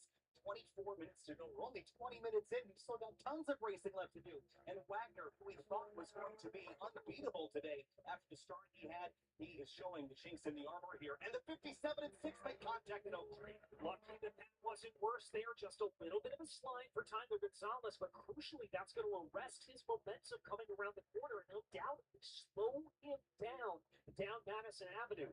Will Rogers be able to capitalize here? He's going to poke his nose down to the inside. Nope, get a little bit more trap before he goes for it. Now he's going to make the move to driver's left. Here they come, side by side. Rogers to the inside, Gonzalez to the outside. There's maybe a little bit of contact as they go. Gonzalez later on the binders. Talk about a defense. Now, Colbecker still watching all of this out the windshield. Where do you go? Because you see those orange cars approaching from the background. Robusto, Piscatell, and Jackson Bell all closing in the rearview mirror. So does that increase the pressure for Colbecker to get back by? But where do you go? Where do you run? You can't hide here at VIR. No, you certainly cannot, as this just continues to be closer and closer and closer. Third all the way back, as we've got a potential move for the lead here. Lucas Weisenberg thought about going to the outside of turn one on pressure. Wagner, it's not going to play out, and now Weisenberg has to find here again. Just keep applying pressure to the back of that textbook racing number 5. This is where patience is a virtue. Russian Wagner is certainly no rookie to racing in cars like this. Weisenberg,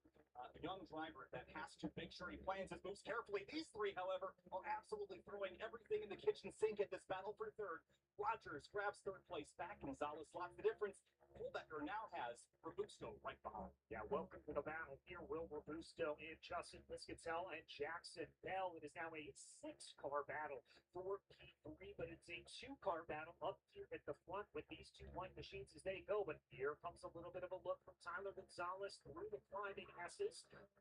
Play itself out. Good patience there. We've said that's an area of the track you do not want to try to go too wide through, but maybe here's Lucas Weisberg thinking about a little bit of something from Oaktree. It's a better line for Wagner as they go. Here comes a big move in the back from Jackson Bell. Around the outside in Oaktree, if he can make this stick, that would be unbelievable. The 6 is wide. Rogers out wide in Oaktree, and through comes Spike Colbecker trying to grab a position away. All positions like a revolving bottom half of the top 5. Yeah, Colbecker able to take that fourth place position away from Will Rogers here as they go. That's going to get a little bit of breathing room